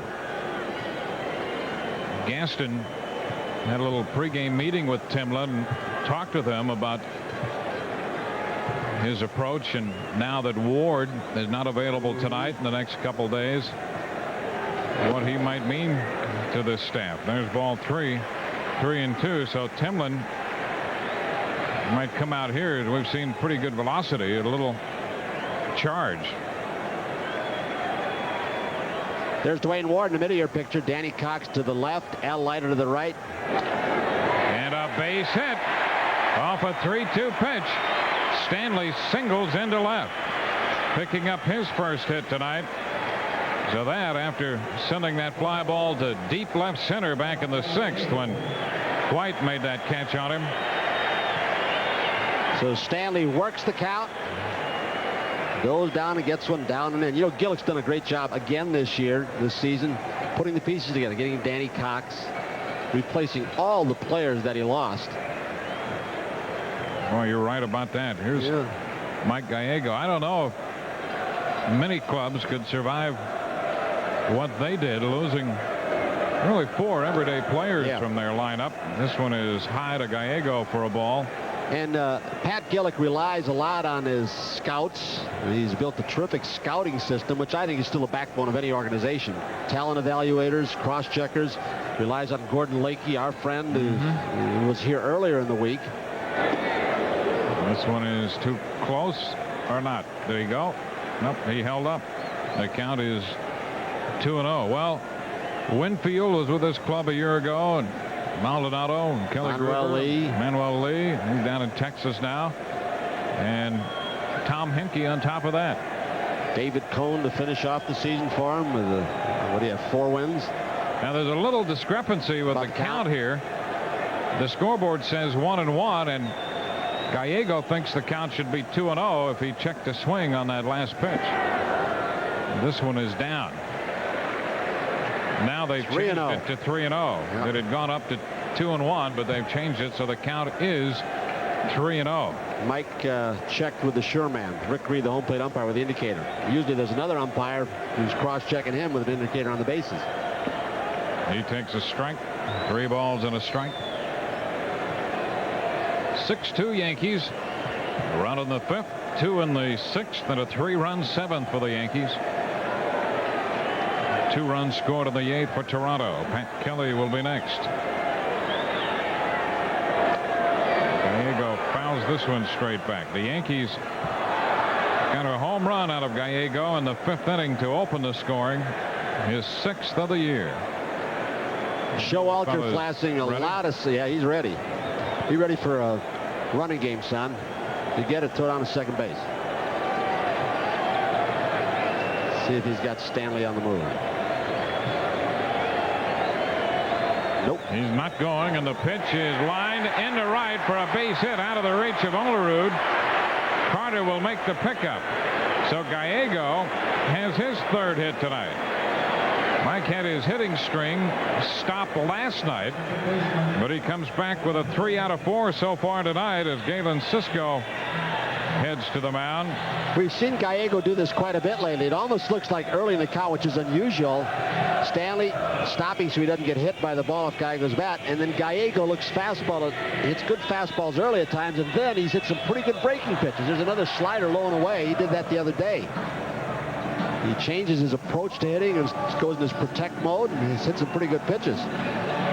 We continue to talk about what the bottom end of the Yankee lineups, and it's consistent, pretty consistent all year. Remember Spike going early in the 8th, Fowler's hitting well. Kelly's had a nice year out of the 9th spot. Gallego, Stanley hitting 7th most of the time. Well, the Yankees have put the first 2 men on in the 8th inning against Timlin. Rick Reed, the plate umpire, goes out there to try to move this thing along. See what rotation they're going. That's what Galen Cisco is out there talking to Timlin and everybody else. What Sprague is going to do, what Olerud's going to do, where Fernandez is going to end up. They're going to try pickoff first to see what's happening. Kelly's job right here, if he is bunting, is to make sure that he gets a good pitch to bunt, not go at something out of the strike zone up and pop it up. The bunt single by Kelly in the 7th inning came with 1 out and started the 3-run inning. Now he's up with men at 1st and 2nd and nobody out. And he pops it up. Olerud is going to be there and makes the catch in front of Borders. So Pat Kelly on the first pitch pops up the bunt attempt and foul ground. And the Yankees do not advance the runners. You see so many managers now are starting to put the take sign on the first pitch in an obvious bunt situation. Because usually the first pitch is a ball. And Pat goes after a borderline fastball, ties him up and in, because pitchers are trained and coaches are trained to tell their pitchers, go high, hard first pitch. And sometimes it's not the technique, it's the pitch you bunt at. Now Wade Boggs. Rained with a walk and a single tonight. Timlin misses inside. All 6 runs charged to Stewart in 6 1/3 innings. Castillo for 2, and this is Timlin's first inning. Castillo 2/3 of an inning. And a bounce right side. Olerud with Timlin over to cover, and the runners move up. Boggs is out on the chop to the right side. Stanley to third. Gallego in at second. Randy Velarde, who came on as a pinch runner in the 7th inning, will get a chance to swing the bat here in the 8th. Randy hitting .268.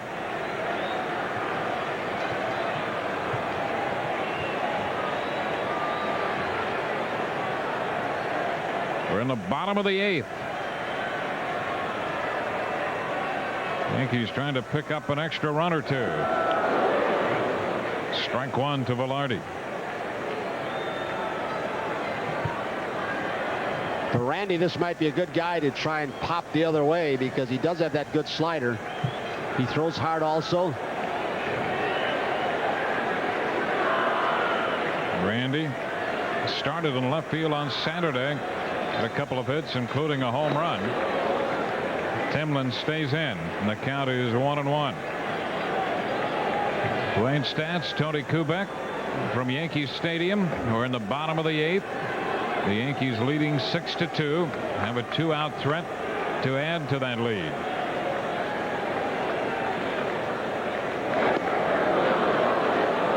A ball and 2 strikes. You can see Randy was set up to go to right field, and the ball got beneath his fists inside. Made him a much better hitter when he learned that over the last couple of years from Frank Howard. The 1-2, and he's called out on strikes to retire the side. Yankees do not score after putting the first 2 men on.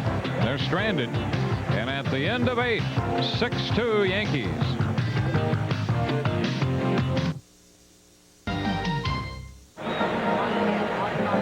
Yankees have a 6-2 lead as we go into the 9th inning. Remember, when you're having good times with good friends, drink responsibly, because friends know when to say when.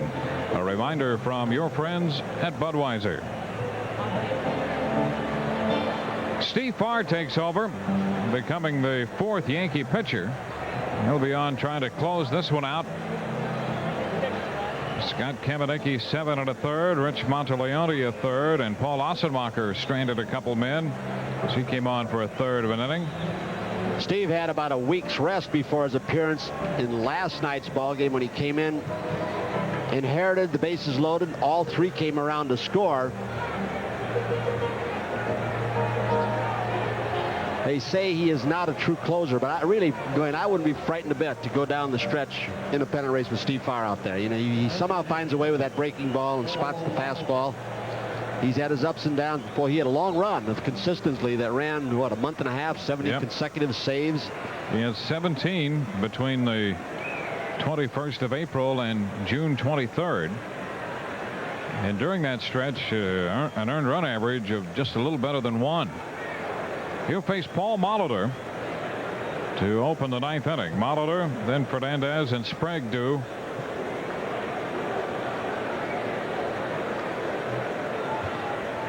And here's the pitch. Strike 1. Steve Farr's walk total to innings pitch probably higher than you'd want for a closer, but he realizes that he's not basically a strikeout pitcher, although he struck out about 1 per inning thus far. But he will pitch around a lot of guys to get certain hitters he knows he's got a better chance against. And this one is down. Molitor had a base hit in the 7th inning. He Reached on that chop to the right side when Kamenicki and Kelly collided. More of a brushing collision than anything else. There's a strike, and it's 1-2. Can't say enough about the job Kamenicki did tonight for 7 1/3 innings.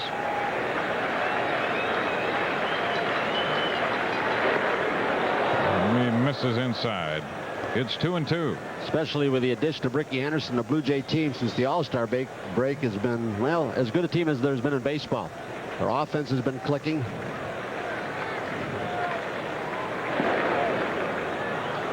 Full count.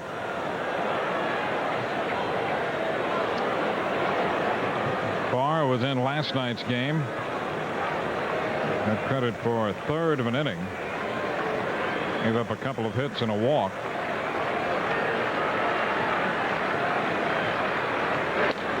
The 3-2 skied into center. A lot of room for Bernie Williams. 1 out. So Molitor is retired to open the ninth.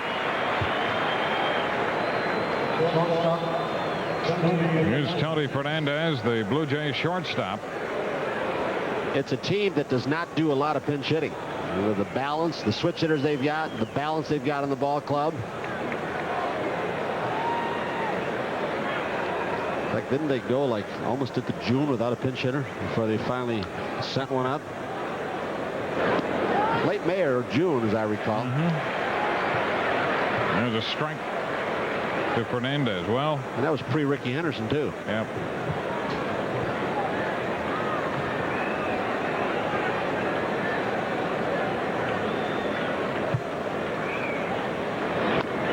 Bouncer up the right side. 0-2. Well, it's pretty much an all-star lineup for this Toronto ball club from top to bottom. One thing Pat Gillick has done also, they've used their AAA roster well, and when those call-ups come up from their Syracuse franchise AAA, they actually lose them. Cito Gaskin uses guys, pinch runs them, plays them defensively if they're better. Fernandez stays alive with this foul ball. Yankees trying to beat the Blue Jays for just the 3rd time this year, and the 2nd time here at Yankee Stadium. Second bat he's broken tonight. Boggs across to Mattingly. 2 outs. Bases empty with 2 gone here in the 9th. So the Yankees 1 out away from chalking up a win and pulling even on the homestand. The Yankees here with a 7-game stand coming in 2-3 after dropping the first 2 games to the Blue Jays. And here's Ed Sprague stepping in. It's upstairs. The Yankees have not disappointed a crowd of over 48,000 here tonight.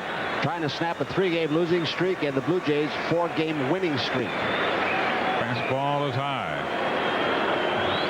2-0 the count.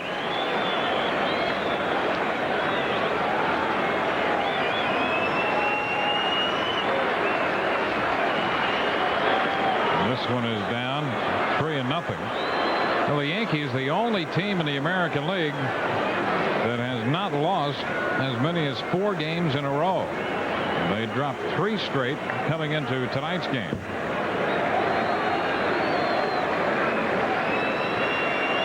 Far behind Sprague. And there's a strike. 3-1.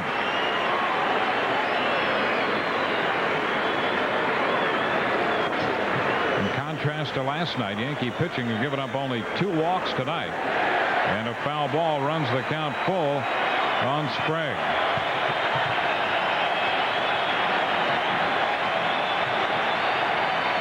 Three and 2. Fans looking for the final out. This Blue Jay club still has to make that western swing end of August and early in September. That could be disastrous to some teams. 3-2, fly ball back into right. O'Neill in front of the track makes the catch, and this game is over. The Yankees have beaten Toronto tonight.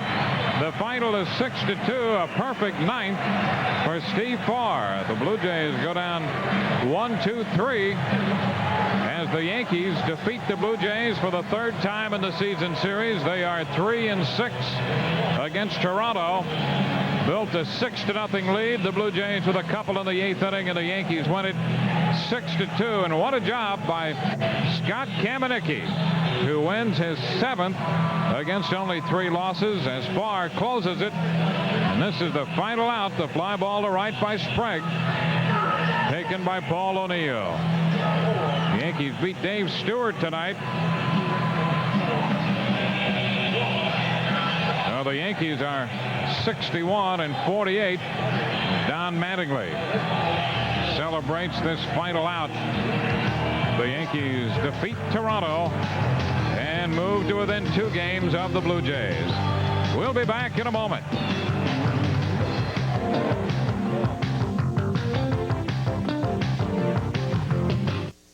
The Bud Light Spotlight is back in New Yankees York. have beaten the Blue Jays tonight 6-2. And on the Jeep Eagle game summary for the Yankees, 6-9-0 with 8 left. For the Blue Jays, 2-8-0 with 6 men left on base. Scott Kamieniecki continues to give the Yankees consistency out of the starting spot. His record now goes to 7-3. Dave Stewart, the loser, 6-6. Mike Gallego opened the scoring with his 6th home run of the year. Took 3 hours and 2 minutes to play this game before a crowd of 48,250. Paul O'Neill drove in 3 runs tonight. And our Savings Bank Life Insurance play of the game, the base hit by O'Neill in the 7th inning to chase home 2 of those runs when the Yankees scored 3 and at that point built a 6-0 lead. That our Savings Bank Life Insurance play of the game. Yankees are 6-2 winners over the Toronto Ball Club, setting up the final game of the series and the final game of the homestand tomorrow afternoon when Jimmy Key will go to the mound. And that's a 1:05 first pitch. We'll be with you at 12:30 with the Yankees scorecard. Yankees win tonight 6-2. Now let's go down to our studios. Al Trautwig with Paul O'Neill. Al? Dwayne, that's right. What better man to talk to than the one who generated the play of the day? And Paul, that was a really good at bat on a night when I thought the Yankees had a lot of really good at bats. They exhibited Bernie Williams, great patience at the plate. Well, the first couple games, we've had chances to score, and we just didn't get that big hit. And tonight, we got a couple of hits with men on base, and, that changes the whole complex of the game.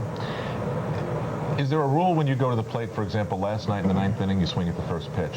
Tonight in that key situation, you really waited and waited. Is there a different approach, or does it depend on who's on the mound or what that first pitch looks like? I think it depends on how you feel as an individual going to the plate. If you're feeling good and you're seeing the ball well, then, you don't want to give a pitcher a pitch and get behind, and then you have to hit his pitch. But, obviously last night when I hit the first ball and I was out, then maybe I should have taken it. But, I've been pretty aggressive all year going after any pitch I can hit, and, there's no reason to change. What did it sound like on the field to you?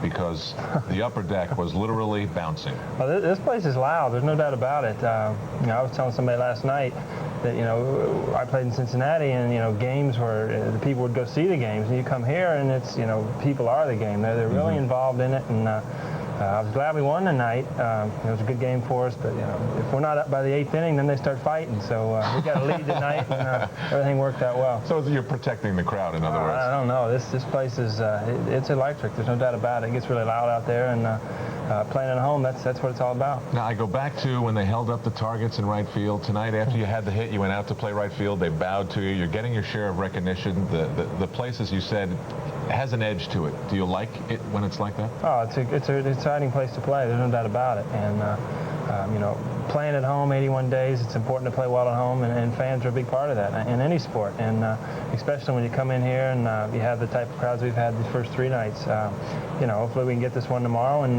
go on the road and play well. Well, the team, to me, seems to reflect the mood of the manager. We always joke with Buck, we can't tell if you're winning or you're losing. And if I walked into the clubhouse today and I judged the mood of the players, I don't think I could have told whether they had won the first 2 games or lost the first 2 games of this series. What was the emotion then of this team going into this game? Well, there's no panic or anything, but obviously this game it was bigger to us than it was to Toronto. You know, we're chasing them, and they're coming into our home ballpark, and I think it's important to show that we can beat them. So, you know, this wasn't a do-or-die situation by any means, but it was an important game for us, more so than I think Toronto. Thanks for the visit. All right. Paul O'Neill, 2 hits, 3 RBIs. We've already shown you one of his big hits. This one off of Dave Stewart. Good hitting night for the Yankees. Paul O'Neill, the man who actually rocked Yankee Stadium tonight. Our post-game report is still to come. Dwayne will be back in a moment. Coming up next, the post-game. Murray, the solo homer, his 6th of the year, and it's 1-0 New York. Bottom of the 6th, the Yanks up 3-0. Mike Stanley, Stewart, Devon White on the run, and makes a catch that prevented extra bases, possibly a home run. Kamenecki, an excellent game here.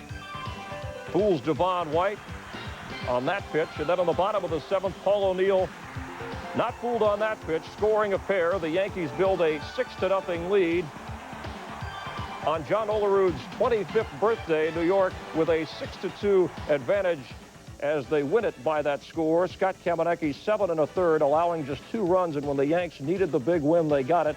7th victory of the season. O'Neill going 2 for 4 and driving in 3 as John Olerud goes 1 for 4, now batting .394.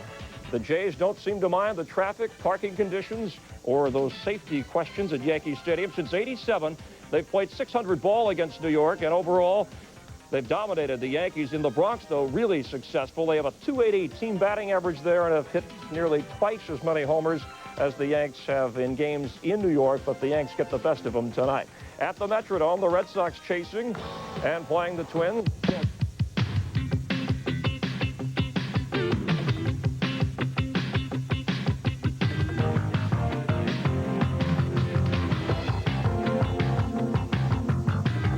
The Yankees finally have an answer for the Toronto Blue Jays. Welcome to the post-game report and back to the stadium. Yankees 6, Blue Jays 2. Scott Kamenecki to the rescue. He is 7 3. Dave Stewart takes the loss. He is 6 6. Al Trautwig back with you here at the stadium. Yankees answering with their calm, easygoing demeanor, and they did it tonight to the Toronto Blue Jays. Took a while for this game to get going before Dave Stewart and Scott Kamenecki really had their stuff moving. I said before the 5th inning it is, when Mike Gallego stepped to the plate. We had a guest announcer in the booth, a man by the name of Jerry Seinfeld. I think you've heard of him. It was a bit of an announcing debut for him, and this is how it went. Mike Gallego at the plate.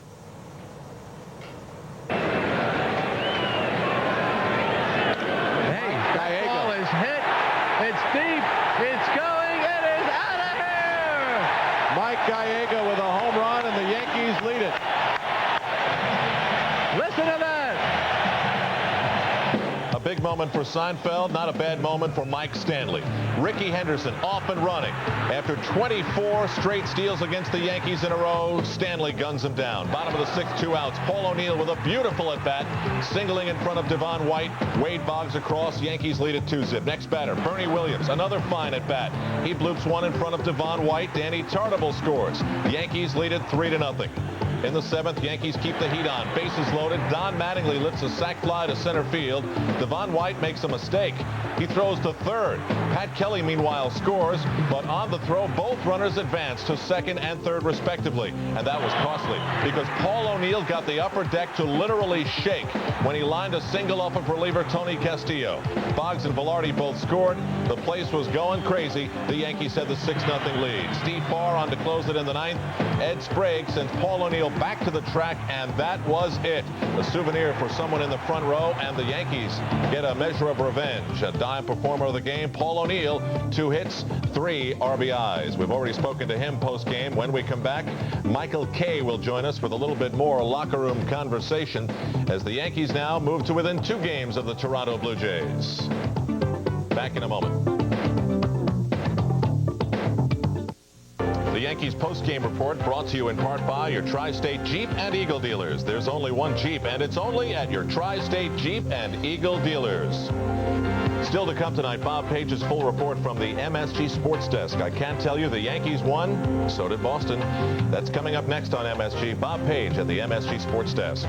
Here's the final line once again. Yankees over the Blue Jays 6-2. Scott Kamenicki 7-3. Dave Stewart 6-6. And as Michael Kay emerges from the Yankee clubhouse to join us, let's start right away with Scott Kamenicki. This team needed a win tonight, and he was out there. He really had good control. I think it was one of the best games he's ever pitched of all the games I've watched him pitch, and I've seen most of them. And he said he had command of all 3 pitches, and the stomach virus was not a surprise to him. He said because he's eaten 1 meal in the last 3 days, and he's been feeling sick since Sunday. But to go out like that and pitch as well as he did in as big a game, because no matter how much anybody denied it, the Yankees really, really needed this game. Now, you get some strange stuff when you snoop around. What happened to the car keys? What was this? Well, I walk in, and Scott's in that little side room across from the manager's office, and he looks all upset. And I said, well, what could you be upset about other than being sick? And he said, my wife locked the keys in the car, and now I got to get a cab home. I said, I think you could get somebody to drive you home. So they're going to have to bust into the space right now. They're calling up AAA, and they'll try to get the keys. But do you think one of the 5 policemen out there could somehow get into the car? I think a lot of the fans could probably get into the car.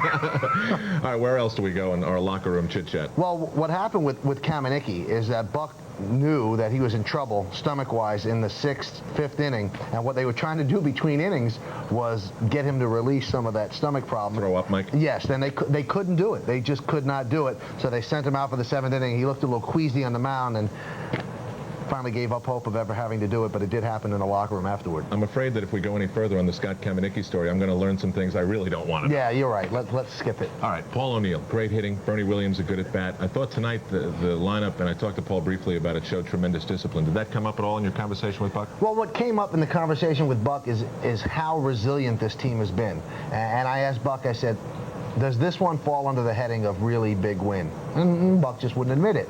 He said, you know, you've asked that question so many times this year, and you've got to say sooner or later this team has a lot of resiliency. It's going to bounce back. I think everybody in the lineup realized it was an important game, but nobody was saying it was a must-win. Now, I heard you with Paul.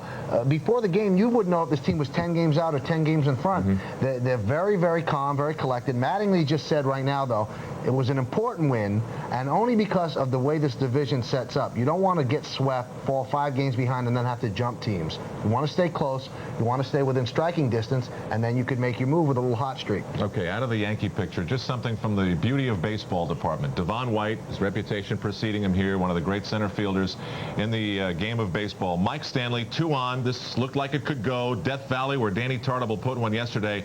Devon White never broke stride. Timed the leap perfectly, and that's a beautiful catch. Well, John Sterling, after that inning, my partner on the radio side, went up and went into the owner's box, and he said, that almost went. And George Steinbrenner said, Devon White is the best center fielder in baseball. So that's the word from George. Also, Buck Showalter before the game was talking about how he's never seen Devon White dive for a baseball because he's so smooth, gets such a great jump. And he went and asked Cito Gaston. And Cito Gaston, as long as he's managed the Blue Jays, has never seen Devon White dive for a baseball. And Gaston told Buck Showalter, when you're great, you don't have to dive. I guess you could leap, though. Well, it started with Dave Stewart and Scott Kamenicki in full command until the bottom of the 5th when the drought was broken by Mike Gallego. This one also out to Death Valley, but it didn't die until it went over the wall. Yankees go on to win it 6-2. Back in a moment.